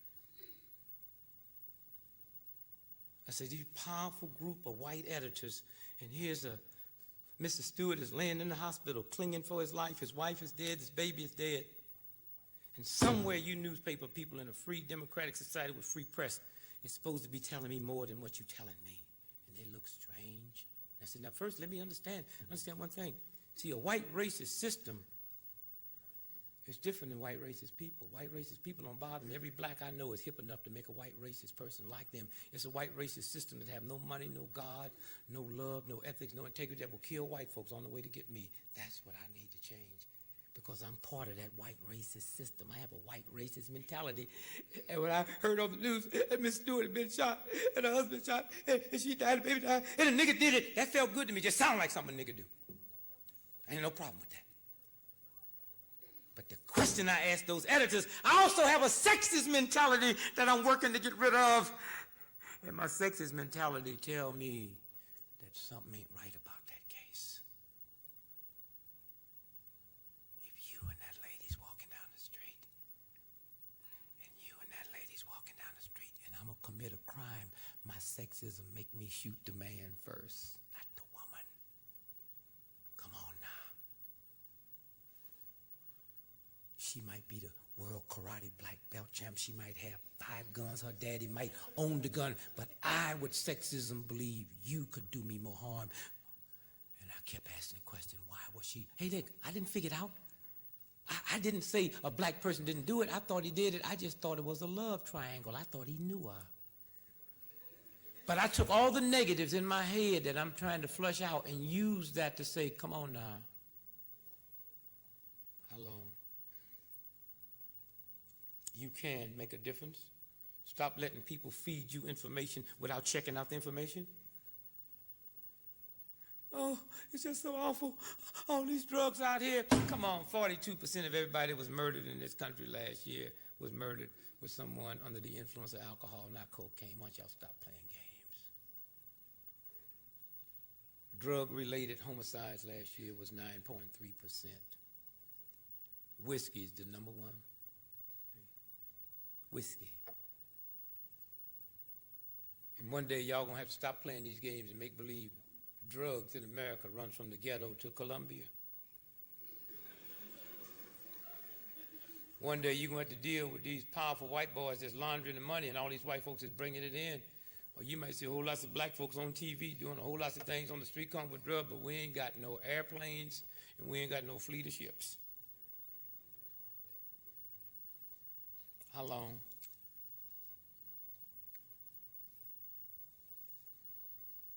.75% of all coke snorted in America snorted by white folks. What caught me by surprise because of them little bitty nostrils y'all got. Y'all must be snorting 16, 17 hours a day. And you white folks in America that's hooked to cocaine, you better hope and pray that black folks don't take the liking to it you got, because with our nostrils, we snort up all the cocaine in Peru in a week.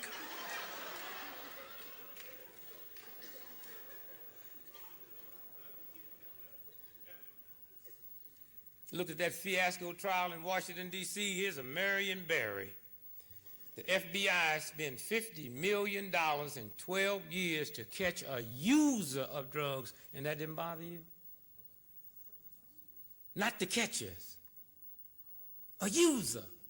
And then when you looked at that trial, not one of those dope pushers did the government say, we'll make a deal if you tell me who your supplier is. Just tell me if he's using it. Are you crazy?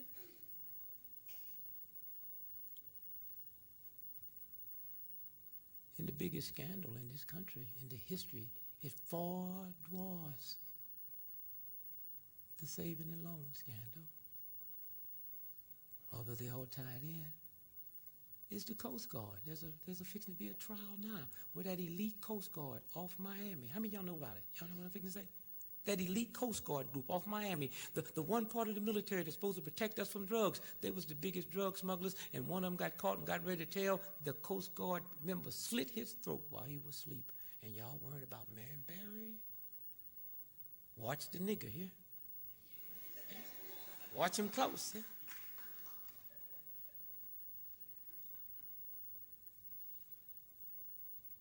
Wonder if they was watching niggas when Hitler got away on everybody.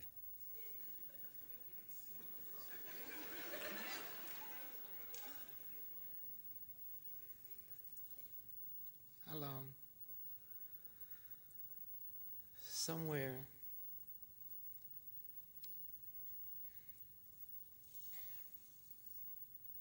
worried about a welfare system?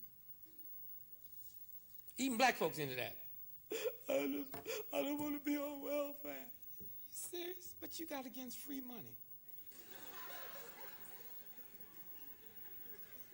My mother, I saw my mother get that check one day. I was like 9 years old. She had that front. I said, what's wrong? I said, I'd just be glad when we get off welfare. She got the check in her hand. I said, Mama, you ain't on welfare. We are.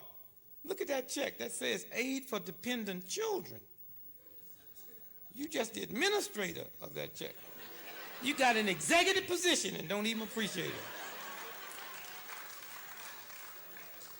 And any of y'all out there worried about welfare, why don't you move to Canada and tell them to mail you the check and call it foreign aid? You don't worry about that. One day y'all should go by the Social Security office and pick up a little blue pamphlet called SSI, Supplemental Security Income. You know what I'm talking about? Supplemental Security Income. If I come to this country from Russia as a Russian immigrant, if I come from East Germany now that everything is mellow, if I come from anywhere in the world to this country, if I'm over 65, blind or disabled, under the supplemental security income after being here 30 days, I don't even have to be a citizen, I qualify to get a check. But that don't bother y'all. But if those was niggas, it would. You pay for that. I built this country for you. Took all your nasty crap. Took all your horror, all your insults. I went to war with you and for you, and the same German killed my daddy during World War II can come to this country and live where my daddy's boy can't live.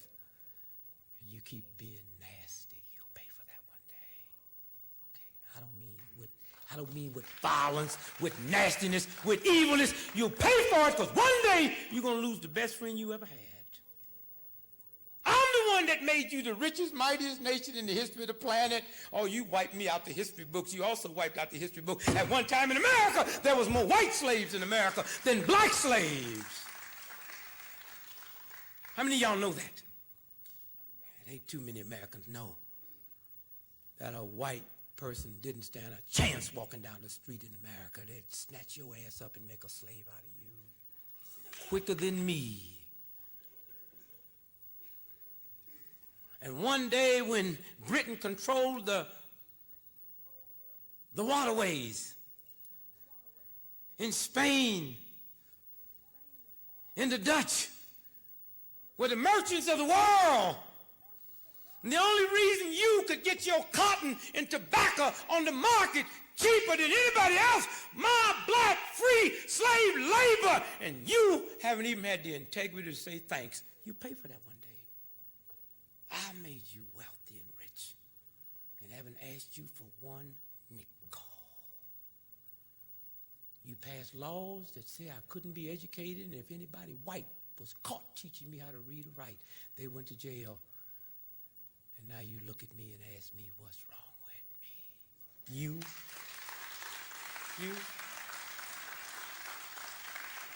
And then say, well, Jesus Christ, you expect me to pay? No.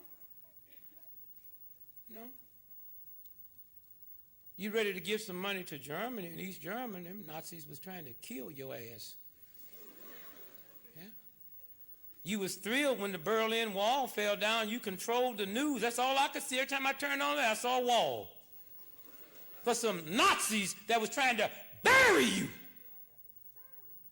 You all lovey-dovey with some Russians, and every American soldier that have died since World War II died from a Russian bullet.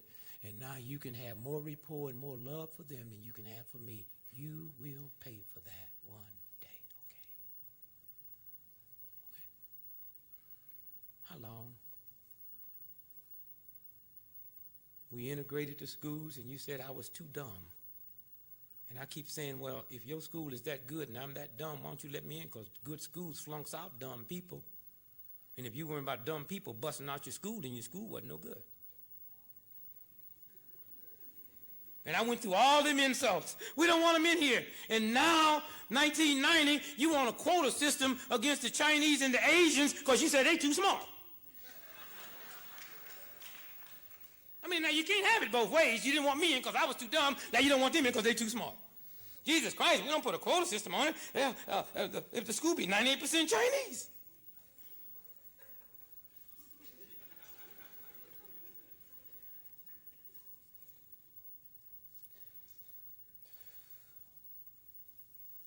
How long?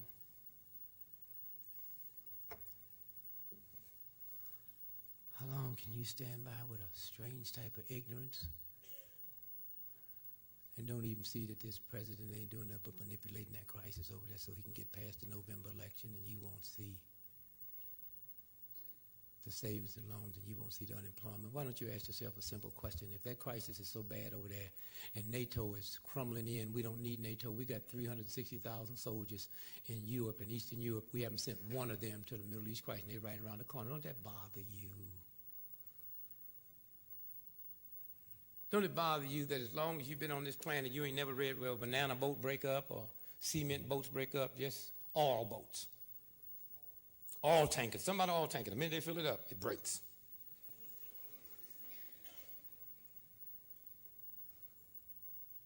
They get a little hassle going over there, and oil that comes out the ground over here, the price go up. And did you know that Iraq is heavily in debt? And most of their loans they owe to American companies. And the United States government guaranteed those loans.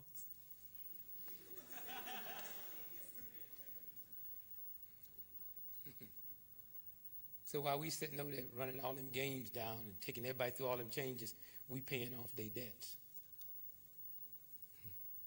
Say over there with all that poison gas, the animal, vicious, dog.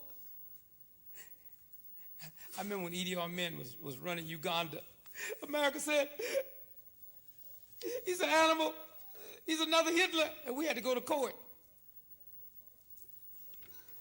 This is what the State Department says. This is a Dallas paper. Say, Dallas Morning News, Tuesday, November the 8th, 1977. We go to court. Headline, Ugandans in Fort Worth to finish training. Despite expressions of disapproval by the United States State Department, the Ugandan police force will be permitted to complete their helicopter training. The whole time Idi Amin was in power, we was training his police force. One day you're going to find out who the animals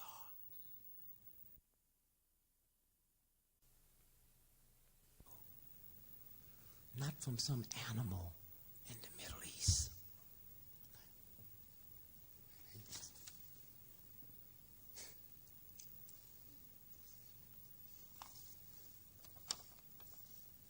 The Hartford Morning Newspaper, October the 8th, 1979. Army used infected homing pigeon feathers in 1950 tests in U.S. Washington, D.C., UPI. The United States Army in 1950 used infected homing pigeons to drop contaminated turkey feathers in cluster bombs over the oat crops in upstate New York and the Virgin Islands to prove that cereal rust epidemic could be spreaded as a biological chemical warfare. They poison all your oats that your children and your loved ones eat. And you run around and don't know who the animals are. You going through the same road the Germans went through when Hitler and them Nazis was going crazy. And they, just like you, didn't realize one day they was going to have to pay for that. You got a free democratic press? Oh, you got a free press. And yet, the London Times, Monday, y'all need to go to the library and check this one out. Monday Times, Monday, May the 11th, 1987, headlines, AIDS epidemic triggered by smallpox vaccine. This is the front page of the London Times, and not one American newspaper ran this story. Okay? And I don't know where you gays be coming from. How in the hell can you sit back without asking a simple question? How can I die from something new if I'm not doing nothing new? And how is it the first 4.5 years of AIDS wasn't no gays getting it in America except the white ones in New York and the white ones in San Francisco? What was white gays doing in Goose Lake, Tennessee? They didn't get it. In the first 4.5 years of AIDS, not one case in a jail or a penitentiary. Okay? Smallpox vaccine triggers AIDS virus. The AIDS epidemic may have been triggered by a massive inoculation campaign for smallpox. The World Health Organization masterminded a 13-year campaign. Is studying new scientific evidence suggested that the immunization with smallpox vaccine has sure it was the cause of the AIDS virus. They're talking about in Africa. 75 million Africans. And now today you pick up the paper and read where AIDS is running rampant in Africa. It should be.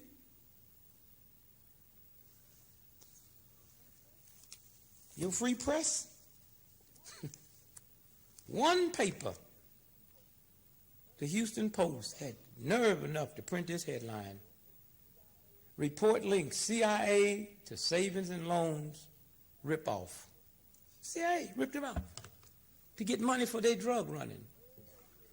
And you way over there in a desert with some soldiers and some temperatures. They said they got to drink. How many gallons of water?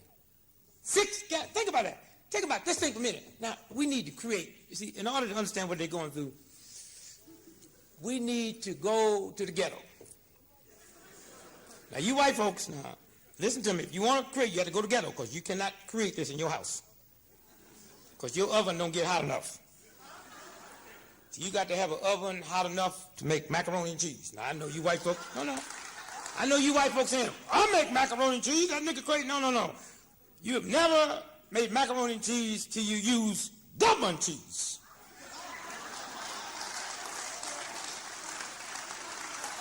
And where do you get government cheese? In the ghetto. You can't get it with food stamps. You can't buy it at 4 o'clock in the morning. They just come by the projects and throw it off the truck. And you slip out and you get it. And even when you get it, you don't admit you had it because you know something wrong with it. Rats and roaches leave the house when you bring the government cheese in. But in order to melt that government cheese over the macaroni, the temperature got to be 1,005.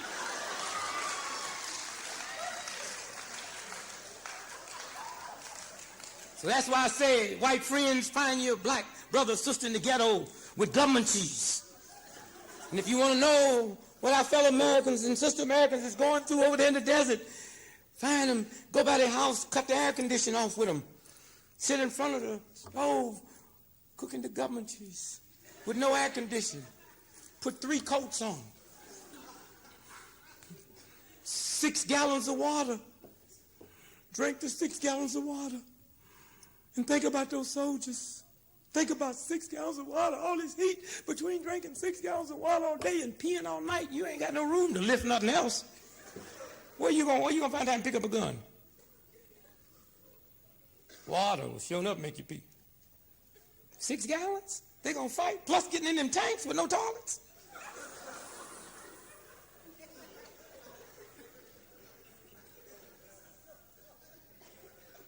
Somewhere,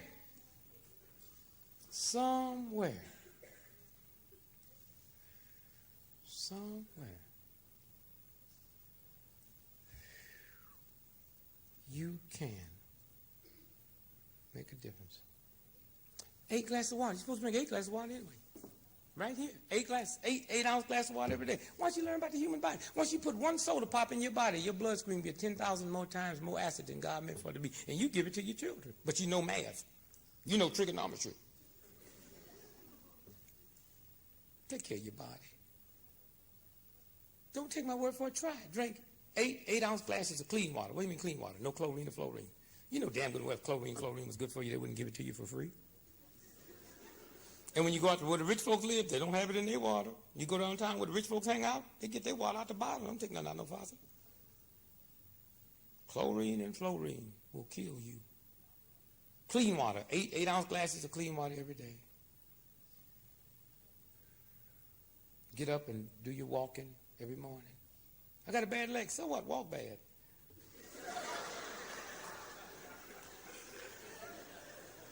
I just got my uncle's 85 years old. 5 years ago, I just got him drinking 8-ounce glasses of water.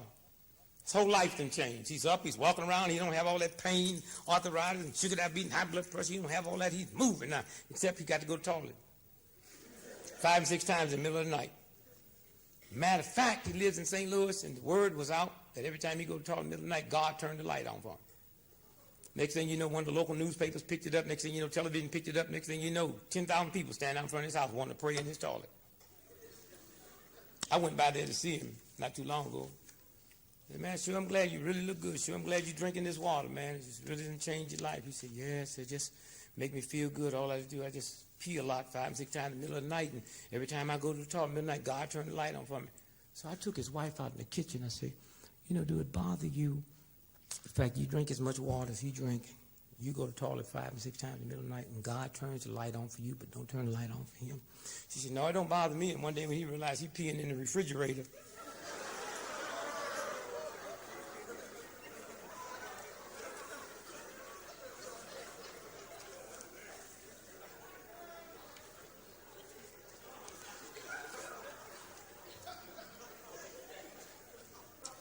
you can make a difference.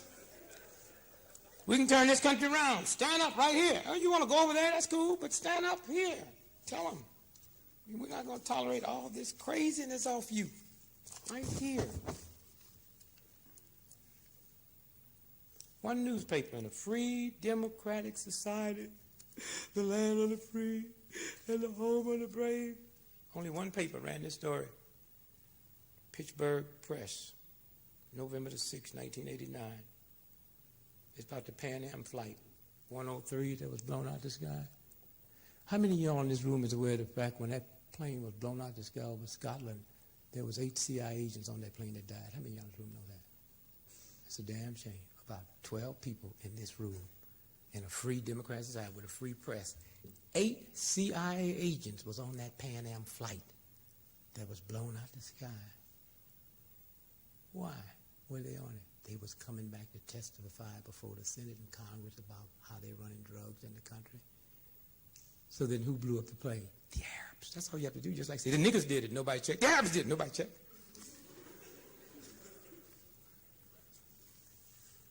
Somewhere, when you understand that you can make a difference, you don't have to roll over and play dead. So, man, if you worried about the CIA killing you, if I thought 1 minute the God I pray to every day couldn't protect me from some nuts like that, I'd be the first one to admit I'm praying to the wrong thing, and I would help them pull the trigger. And every time I get their secret documents, they say, how you get them documents? How you get them? I get them. Serious. Black folks is the janitors all over the world.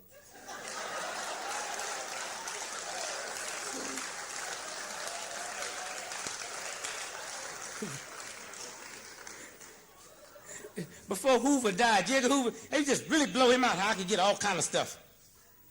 Oh, he's so sure his stuff can get, he put his serial number on him. February the 5th, 1965. This went out to 8 of the most powerful FBI agents in the Bureau. Subject, assassination of John Fitzgerald Kennedy, November 22nd, 1963, Dallas, Texas, miscellaneous information concerning Dick Gregory. Wow, what am I doing in the FBI, J. Edgar Hoover's top secret Kennedy assassination file? All I ever said about that mess was the CIA, the FBI, and the Mafia shot him. Page 2. Gregory's background. Bureau files indicate in the past Gregory have supported the black Muslims. Thank God I didn't join. Injected himself into the racial movement. Injected. Espouses causes and individuals closely associated with the communist movement. Oh my God. That's how they get white folk. They scare y'all with communism. No, there's a lot of white folks react to communism the way black folks react to the ghost. And in all honesty, I guess if we black folks had as much money, as much power, we too would have early warning ghost detectors, surface-to-air ghost missiles. Recommendation: we have long suspected that Gregory is demented.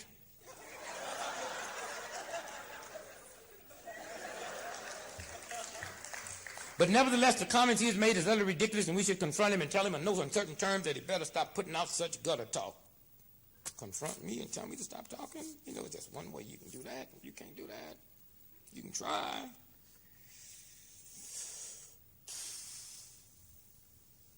Then they get nasty. April the 23rd, 1968, J. Edgar Hoover, serial number 100-. I should play these lottery. Chicago, Commerce, Office of Origin of Richard Claxton Gregory, also known as Dick Gregory. Chicago should develop counterintelligence measures to neutralize him. Y'all over there trying to guarantee somebody some liberty and some freedom and protect them against animals. What about your own citizens in this country? Or do we count? Chicago should develop counterintelligence measures to neutralize him. This should not be done in the nature of an expose, since he already gets far too much publicity. Instead, sophisticated, completely untraceable means of neutralizing Dick Gregory should be developed. Wow, and when none of it worked, he sent this one out, May the 15th, 1968, from the director of the FBI Chicago Bureau concerning a speech by Gregory on April 28, 1968, where he noted that syndicate hoods are living all over. I thought the FBI knew that. They are the filthiest snakes that exist on this earth. That's how I feel about the mafia. Listen to Hoover's second paragraph. Consider the use of this statement in developing counterintelligence operations to alert La Cosa Nostra to Dick Gregory's attack on them. One day, y'all gonna have to deal with this, because you pay for it. Just like them so-called good Germans paid their taxes and turned their back to what them Nazis was doing. They paid. And one day, we got hold to it, and the Chicago Tribune had big front page headlines: FBI memo, use mob against Dick Gregory. And now all the mob folks that were supposed to get me, they died mysteriously, because we was going to subpoena them in. And before the FBI and the CIA would let that happen, y'all saw what happened. You blotted out of your mind during the Contra Aid hearing, when the head of the CIA, William Casey, was on his way to testify that morning. They snatched him out of his car, and he the head of the CIA. And when he woke up that evening, he was in a hospital, head been cut open, brains took out, and they clipped out secrets. And nobody want to deal with the fact that the man wasn't sick. He got up to go to work that morning. But in 1965, when these 8 agents were supposed to get me, they didn't know that I would do something in 1976 that would have more effect on their life than they would have on mine. I co-authored this book called Codename Zorro, The Murder of Dr. Martin Luther King Jr., and it was this book that caused the Senate and Congress to have a Kennedy King assassination investigation. This book. Not the boys over there laying on Kuwait, reeling to free a country for a bunch of pimps and thugs. A bunch of Americans that say, if we got to die, we'll die here trying to make this a better place. Not trying to tear it down. You tear it down by your silence. You are a disgrace to America by going along with all of this craziness just so you can pay your rent and pay your house notes and your car notes. But one day, that will cease. And the real God force will say, the real people stand up. The ones that was willing to die, not kill, to make people free. And when this book forced them to have a Kennedy King assassination investigation, out of these 8 that were supposed to get me, 6 of them were subpoenaed to testify before the U.S. Congress because they had investigated either one or both of those assassins, and all 6 of them died before they got to Congress. That should bother you, okay? William Sullivan, the number 2 man in the FBI, got his subpoena in November of 77. But before he got to Congress, he decided to go hunting in New Hampshire, deer hunting. He was shot to death. They thought he was a deer. But what they didn't tell you, he was hit with a 30-06 with a telescopic sight from only 243 feet away in the daytime in an open field with an orange hunting outfit on. Okay. Yep, the real heroes, the real ones.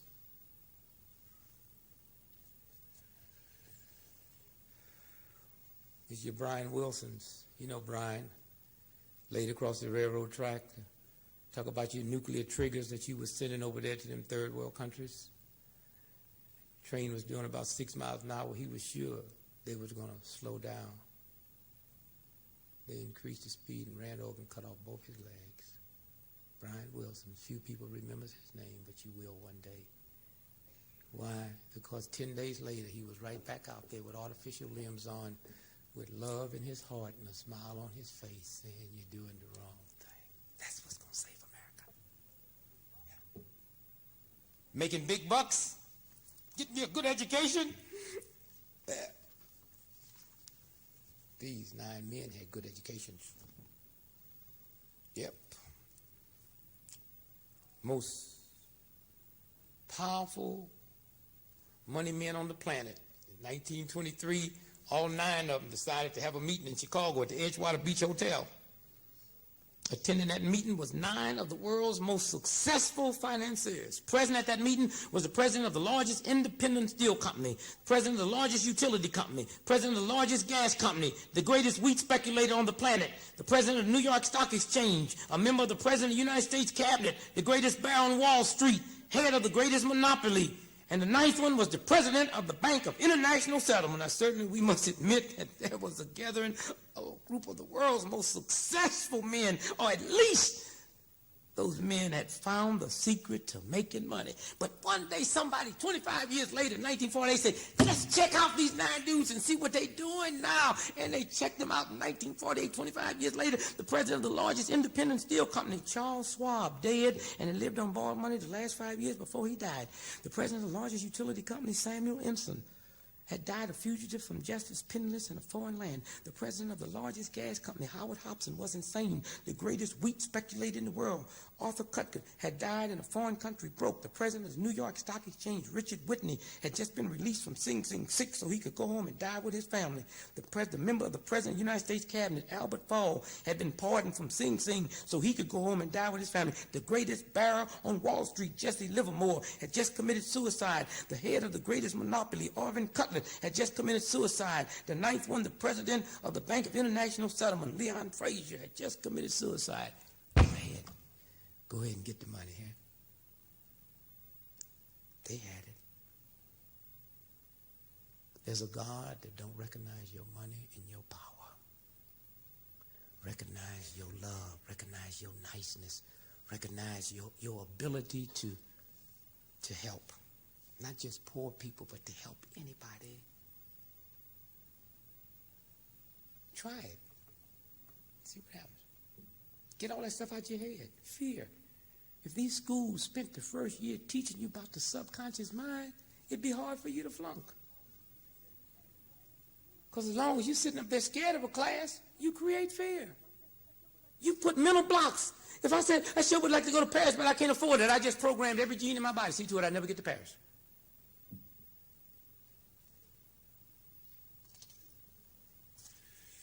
Take care of your bodies. Just laugh. Oh, y'all sick? Y'all sick? I think just spend a whole day just laughing. You youngsters can't do that around home because your parents think you drugged out. Try it. Just laugh, laugh, laugh, laugh, laugh. Because what happens when you laugh? You pull certain muscles, and those certain muscles pinch certain nerves. And those nerves, when you laugh, they get pinched. They release the oil into the body that heals the body. That's what laughter will do. And you don't even have to laugh. All you have to do is have enough information to know that when you move those muscles up, it'll do that. And all you got to do is just move them up. If somebody's swinging at me and I raise my hand up against my face, made diamonds grow in my shoes. I got enough sense not to wait for nobody swinging me. I just do that all day long. And on the other hand, when you frown and walk around evil with a nasty attitude, that takes another set of muscles. And that muscle pinches some nerves and releases a gas in your body that wipes out your health. Y'all can walk around with sugar diabetes and high blood pressure, walk around with all these hang-ups and don't know why you got them. How long? And you black folks really need to look into your thing. We black folks in America is less than 10% of America's population. And we outdie white folks in every way you can die. I don't mean racial proportion, I mean actual numbers. Only one category we white folks outdie us in. Something about a white dude in an automobile and a six-pack and 80 miles an hour in a tree. That's the only category white folks outdie black folks in. We are less than 12% of America's population, and as we sit here right now, over 83% of everybody in America in kidney dialysis machines is black folks. That should bother y'all. Black folks.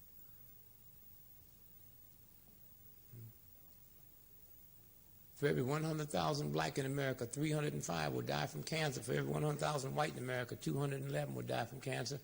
White men in America smoke twice as many cigarettes as black men, but black men's cancer death rate from smoking cigarettes is twice as high as white men. That should bother you. 27 years ago, Johns Hopkins University, basically white medical school, got in touch with Meharry Medical School, basically black medical school, and they said to Dr. John Thompson at Meharry, said, we don't know where this is going to go, but what we would like to do is take your 360-some black graduating doctors and take 360-some white doctors and track both groups for 27 years. And we don't know what we're going to get. Well, the 27 years ended 2 years ago. I tell you what they got. 25% of the black doctors of Meharry is dead against 5% of the white doctors of Johns Hopkins. You black folk go out and play your games if you want. Walk around tolerating the white racist system, and all you're going to respond to it is walk around being evil, thinking you cool, walk around with your body all drawn up. And you black sisters stupid enough to see them niggas walking like that. But he cool, nigga ain't cool, he crazy. And if you think him walking like that make him cool, you leave this country and see if he can get past customs like that. You think he cool. And you black sisters ought not even tolerate these brothers being all mean and evil. They be mad at a white racist system, but they ain't going upside nobody's head but yours. Because they know the first time they go upside a white lady's head, they're going to jail. Big time. Now they talk about, we can't arrest these dope pushers in a black neighborhood. Ain't no room in the jail. You smack Miss Bush upside the head with a brick, see if they got some room for you.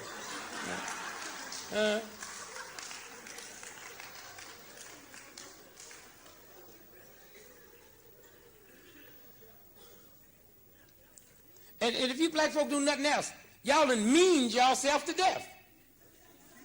Every time y'all walk around, you mean, looking like, yeah, what it is, yeah, what it is. Yeah, I ain't taking nothing off no honkies. Boy, if you black folk do all the stuff to white folk, you come home lying about what you did. White folk been left this country a long time ago. You done tried everything but love. Try love. Try it. Try it for a week. Let's see what happens. You done tried everything else. You done tried being cool. That didn't work.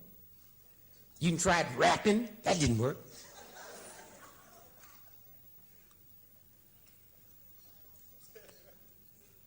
You can try to out dancing everybody. You can take a football and outrun Jesus with it.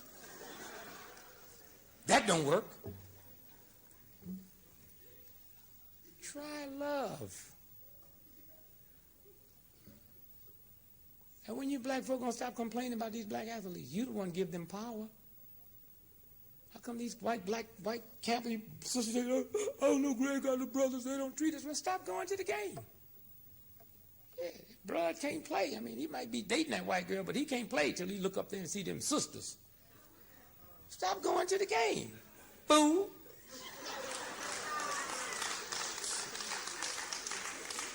If that bothers you, don't go to the game. And then you black folk got to grow up one day and stop raising these little black boys to be gladiators for a white racist system.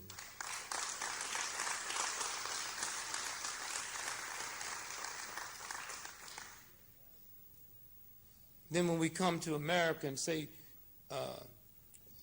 can we get some preferential treatment? What? You give it to everybody else. You over there with some Arabs that don't like your ass, giving them preferential treatment. Told them strange-looking folks over there in Egypt, I'll forgive $7 billion debt. Damn, wish you'd bring it to me.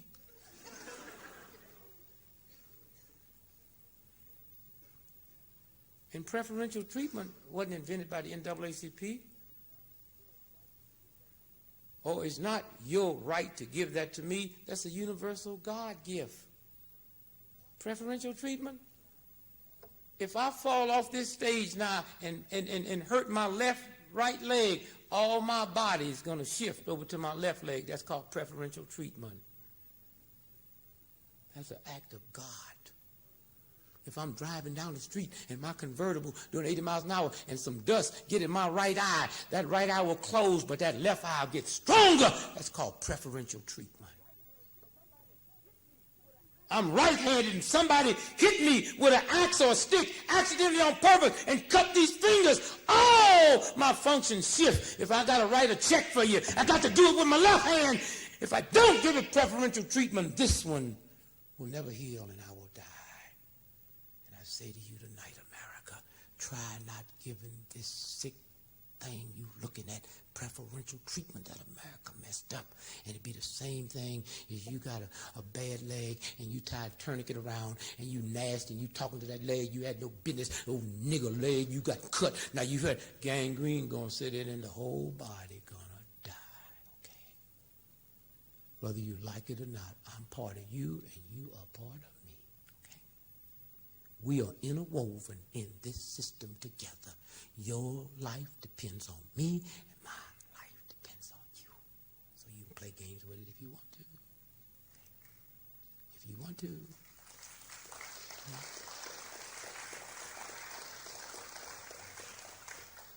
I looked at some research. Ohio State legislator. Some kind of way they got hip enough to say, we're going to do some research. Everybody talking about black men with all their problems. Let's do some. And they did some research in the state of Ohio on the black male. And out of all the things they found out, the thing that was most interesting to me, they said that in the state of Ohio, out of all the blacks, African Americans that enter colleges in Ohio, only 20% of the blacks graduate. Out of all the black athletes that enter Ohio colleges, 60% graduate. Why? Because you give them preferential treatment. That's why. That's why. You going to tell me an athlete can read a book better than just some ordinary person? No, you cuddle them up and you hug them and you love them and you tell them what they worth and you lie to them and you even cheat for them so they can be out on that goddamn football field. Called preferential treatment. Notre Dame, I know how to do it good. And they win every week.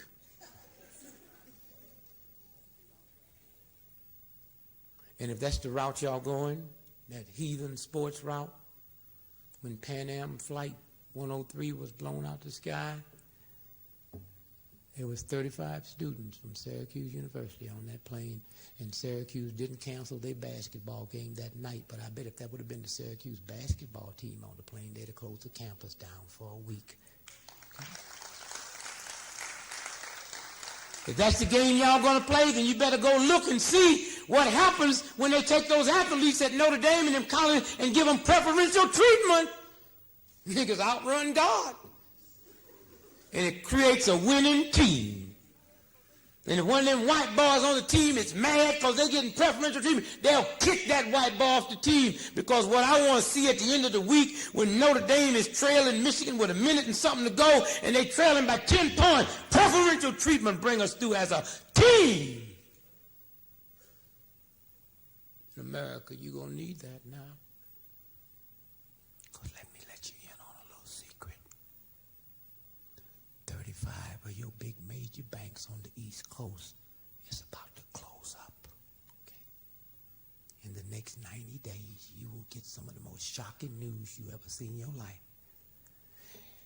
And all y'all sitting here with no money, some of y'all retirees, you don't get upset when the stock market fall in, especially you black folks, where you better start getting upset because the rich white folks took their money out the stock market 20 years ago. That's your pension fund up there now.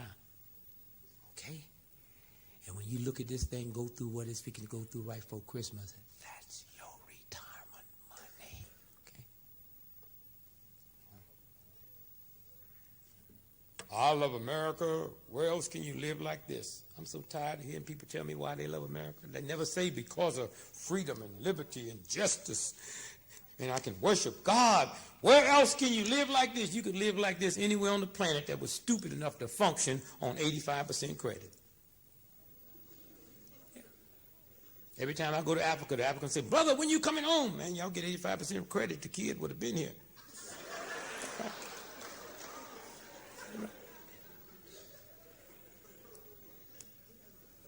I love, man, go bankrupt. I don't know if y'all been reading the paper. They said, you ever read about that case I got where the federal judge got all my money and the Internal Revenue said, you going to pay us? I said, I can't pay you. The federal judge over there in Philadelphia got about $4 million of my money tied up in that damn case. Internal Revenue said, well, we'll put a lien on your house. Shit, I'll help you lien on that. I live in Plymouth, Massachusetts, 2 miles down the road from a nuclear plant. And they talk about leaning on that. I'll bring this house. I'll prove the Internal Revenue here. You can have it. Fear. Get rid of it. Try it for a week. Try it. Those of you all that got bills and pain and jobs you don't like, you can't go no place you hate day in and day out without having an effect on you. And we better come together quick, because let me tell you, with the unemployment and with the job security being threatened like it is, Jews and black folks and Irish Catholics, y'all better watch out. Why you think all that craziness, Dukes and all that Ku Klux Klan crazy stuff is coming out of the state of Louisiana? Because they broke. And normally when the money get funny, people get uptight and they don't find people to pick on. They felt that way all along. It just comes out. Every now you look around, they talk about racism is emerging on college. No, baby. This country has never been as good in the history as it is now. Then what are we looking at? People threatened. 15 years ago, this thing started happening. 20 years ago, white folks' job ain't secure no more. And being white in America is a job. And that's threatened. American Airlines just announced yesterday 7,000 jobs. Go to American Airlines, see how many niggas you see out there. Brockton, the city of Brockton, one of the largest cities in Massachusetts, just went bankrupt the other day. Philadelphia's on their way going bankrupt. And when these states start bankrupting out, don't think they won't. Massachusetts is broke, and they talking about a 40% cutback all the way across that state. How many black folks you think going to be affected by that compared to white folks? It's over. God, universal force, gave you something good, and you didn't know how to appreciate it. And now that same force is going to take it from you. That's what's going to happen. And you can feel it all the way across the country. You feel it. It's been happening 20 years. And folks run around saying, them effing Jews, them niggas this. And and almost the children heard that 15 years ago, and now they 30. And that's what it's all about. And somewhere, if we don't bring this thing together, you can cuss me out all you want, nigger me to death. That ain't going to get your job back. And you can blame it on the Japanese if you want to. Japanese bringing all these foreign cars in here. You ain't complaining about Mercedes. I don't hear y'all complaining about Rolls Royce. Queen Elizabeth owns more land in downtown Manhattan than the Japanese own all the way across the country. How come you ain't worried about that wench? Queen Elizabeth. What does that mean? So when she go to the toilet, you think she ain't sitting in that toilet with her drawers drooped over that, stinking and farting up that toilet just like you? She's Queen Elizabeth. Is she? In whose eyesight?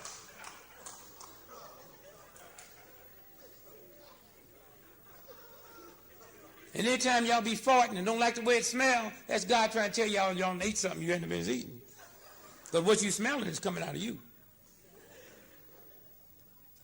And y'all know, y'all know y'all did something wrong. That's why don't nobody want to admit they farted. Yeah, you be bragging. Yeah, man, I snorted me some coke last night, but you ain't never said, yeah, that was me that farted in the car. Some of y'all sitting out there now and oozed them out. I see y'all. Yeah. See, when you sit up here, you see everything. See, when you fart in a crowd, your head get tight. Because you got to ooze them out and make sure don't nothing come out but the fart. And I see y'all. And you can tell who farted. They be the first one to smell it. Jesus Christ, you smell something? Not yet, but I know we will. And sometimes y'all eat so much food and get so messed up. You ever had to fart and belch at the same time and couldn't do neither? Ain't that an awful feeling? Oh, God, if you just help me, I'll never do that again.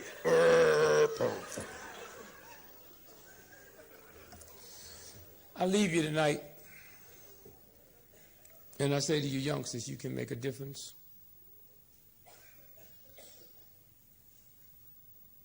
You can make a difference starting now. You can make a difference starting tomorrow when you walk across this college campus. Don't never walk across a campus and pass 400 and 500 people that you don't speak and nod pleasantly at so you can go to class and read a dead book.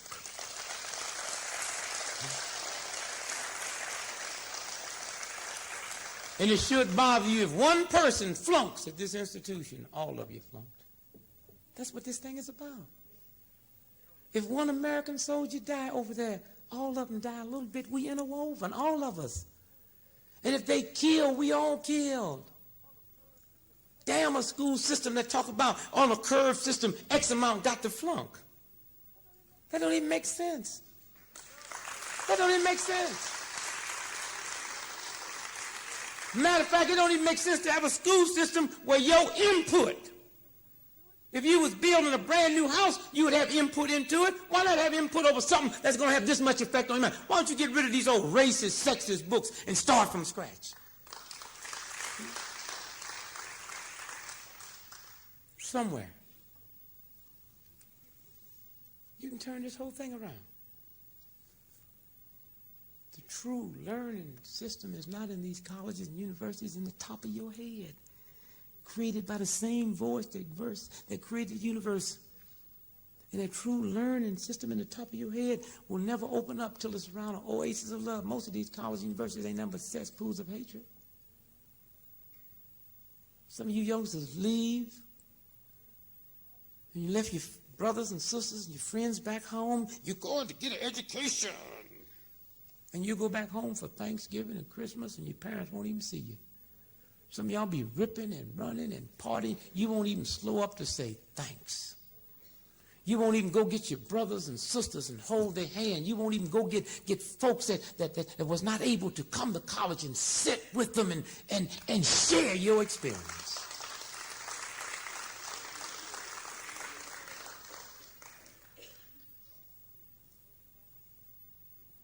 Your family work hard and send y'all little packages, send you your money. And some of y'all are sitting in this room, your money ain't going to show up on time. And it's an awful thing that I live in a society today where we're not interwoven enough that if your money don't show up in your package, share mine.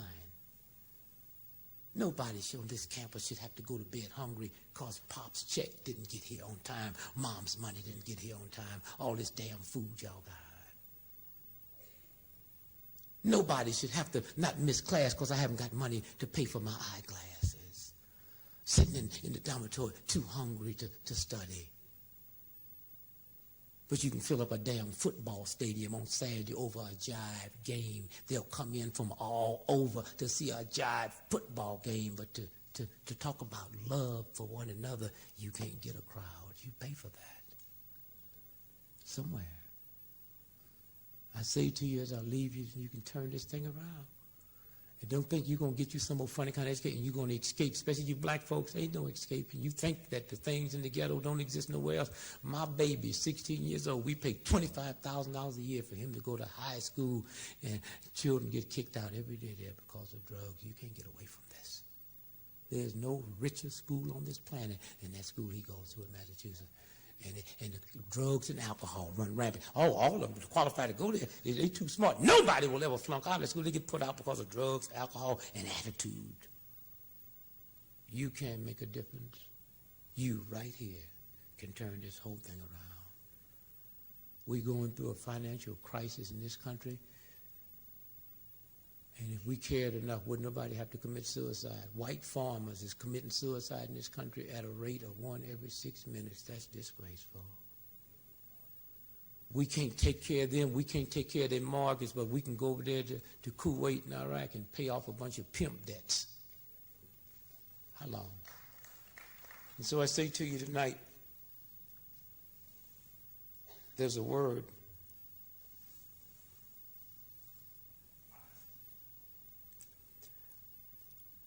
that I think about a lot.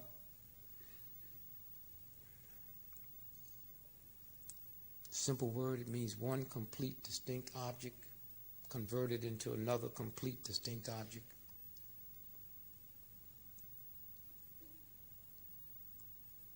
A tadpole converted into an old bubble-eyed, ugly, hopping around on the ground frog that I can stomp to death. And on the other hand, there's a caterpillar converted to a beautiful butterfly with wings that flies towards the gods in heaven out of my reach. Metamorphosis is the word. And whether you like it or not, the word plays a very important part in your life. Metamorphosis, you're going to be one or the other. If you're mean and you're nasty, you hate folks, you gossip and you're bitter and you're evil, when you look in the mirror, I don't care what you think you see, and you're seeing a bubble-eyed, ugly butterfly, ugly frog that can be stomped to death. You got to have drugs and alcohol. You got to reduce this whole thing down to some kind of sex craziness. Oh, your lady can tell you cool and you have, girl, he can do it. You're ugly, bubble-eyed bullfrog, and you are too.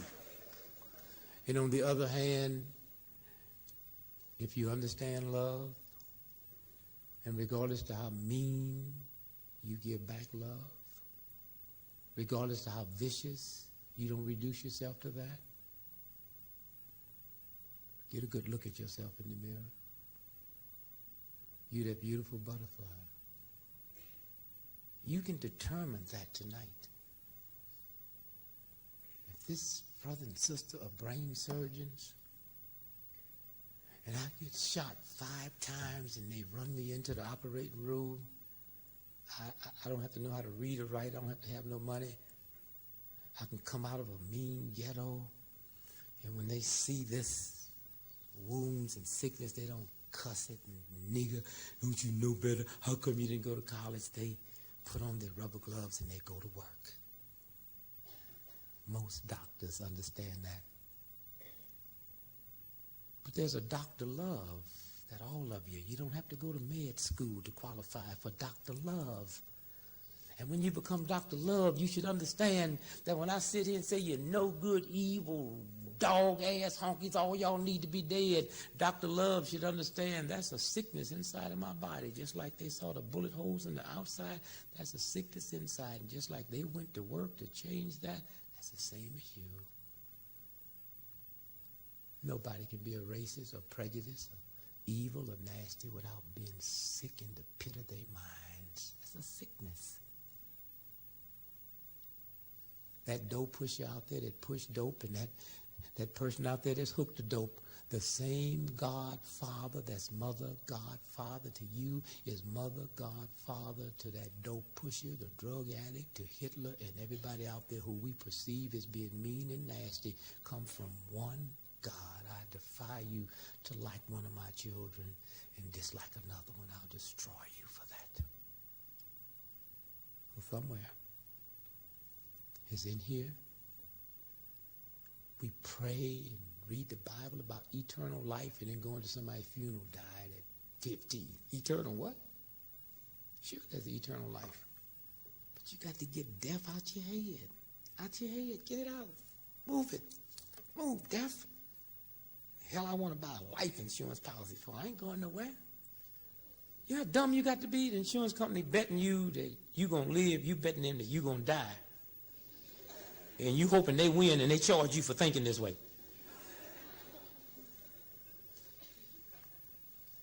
You can. I ask you tonight that as we get ready to go into this equinox, in a few hours, the whole universe will shift. And every animal on this planet is going to feel something. And if we was in order, we would feel something too, because we fixing to leave summer into winter, into the fall solstice. And that'll be a 90-day period. And when that 90 days is over, we'll be at wintertime. And then the sun will die for 3 days. And on December the 24th, midnight, it'll start back moving at a right angle for 90 days. And March the 21st will be spring, and it'll move 90 more days at a right angle. And when you get up there, summer is called the longest day. Why? Because there's more daylight that day than any other time. And then after that, daytime start getting short by 1 minute every 24 hours. And so in a few hours, we will have lost 90 minutes of daytime since the summer solstice. And then what really turned me off is after I cheated, I'd sit up for 3 days learning how to cheat, and then the last thing he said is, remember, you can't get them all right. Why? Hell, I can miss 5 on my own. You mean you done brought me the test? I got all 20 questions, and you telling me, and plus got the answers, and you telling me that once I cheat, I lose the right to get all of them right? Then I don't want to cheat. Hell, what the hell I'm going to cheat for? Well, see, if you get them all right and you haven't been paying no attention, the teacher know you cheating. That's just the teacher's word against mine. Teacher look at me like I'm cheating. I look back like I'm smart.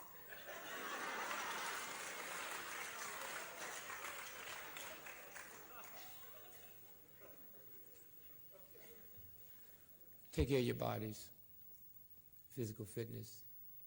Those of you that's having trouble in class, try drinking water. See what happens. Open up the Bible. Try going to bed. Don't sit up all night long studying, reading some old damn Shakespeare. Shakespeare was here with us. He wouldn't be reading that mess now. And most of that stuff y'all reading is depressing because it's a bunch of lies. Columbus discovered America. You know that thug got lost? How can you discover a country that's already occupied? I mean, where was the Indians when he got here? I mean, that's serious business. If you can discover a country that's already occupied, I can walk out in the parking lot right now and discover your car with you in it. And shut up, get in the back seat. Shut up, get back there and teach me Thanksgiving.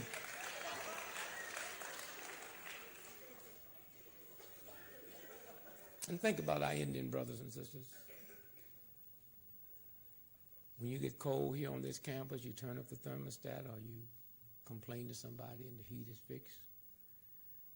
Reservations don't have thermostats. Reservations don't have air conditions. We can never give this country back, but we can reach down in our heart and say thanks and understand their ways and have respect for their burial grounds. If you got to run your highway 20 miles the other way so we don't cross over the last little things they have left to hold on to.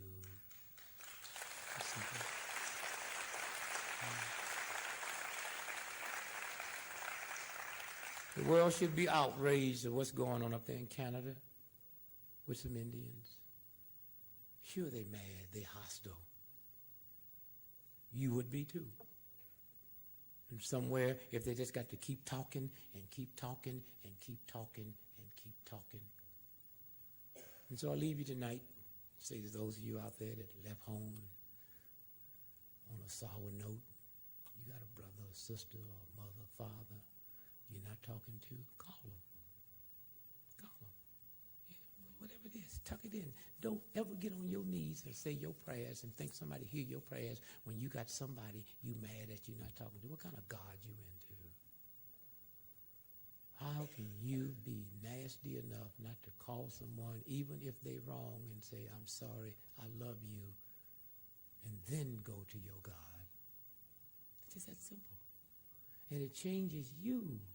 Makes you a better person, make you feel different. But this whole false thing we got, I'm mad at you, and you got to know it, and I got to, so what? So what does that mean? So you mad at me. So what does that mean? I can't pay my rent? That mean every time you mad at me, I get indigestions?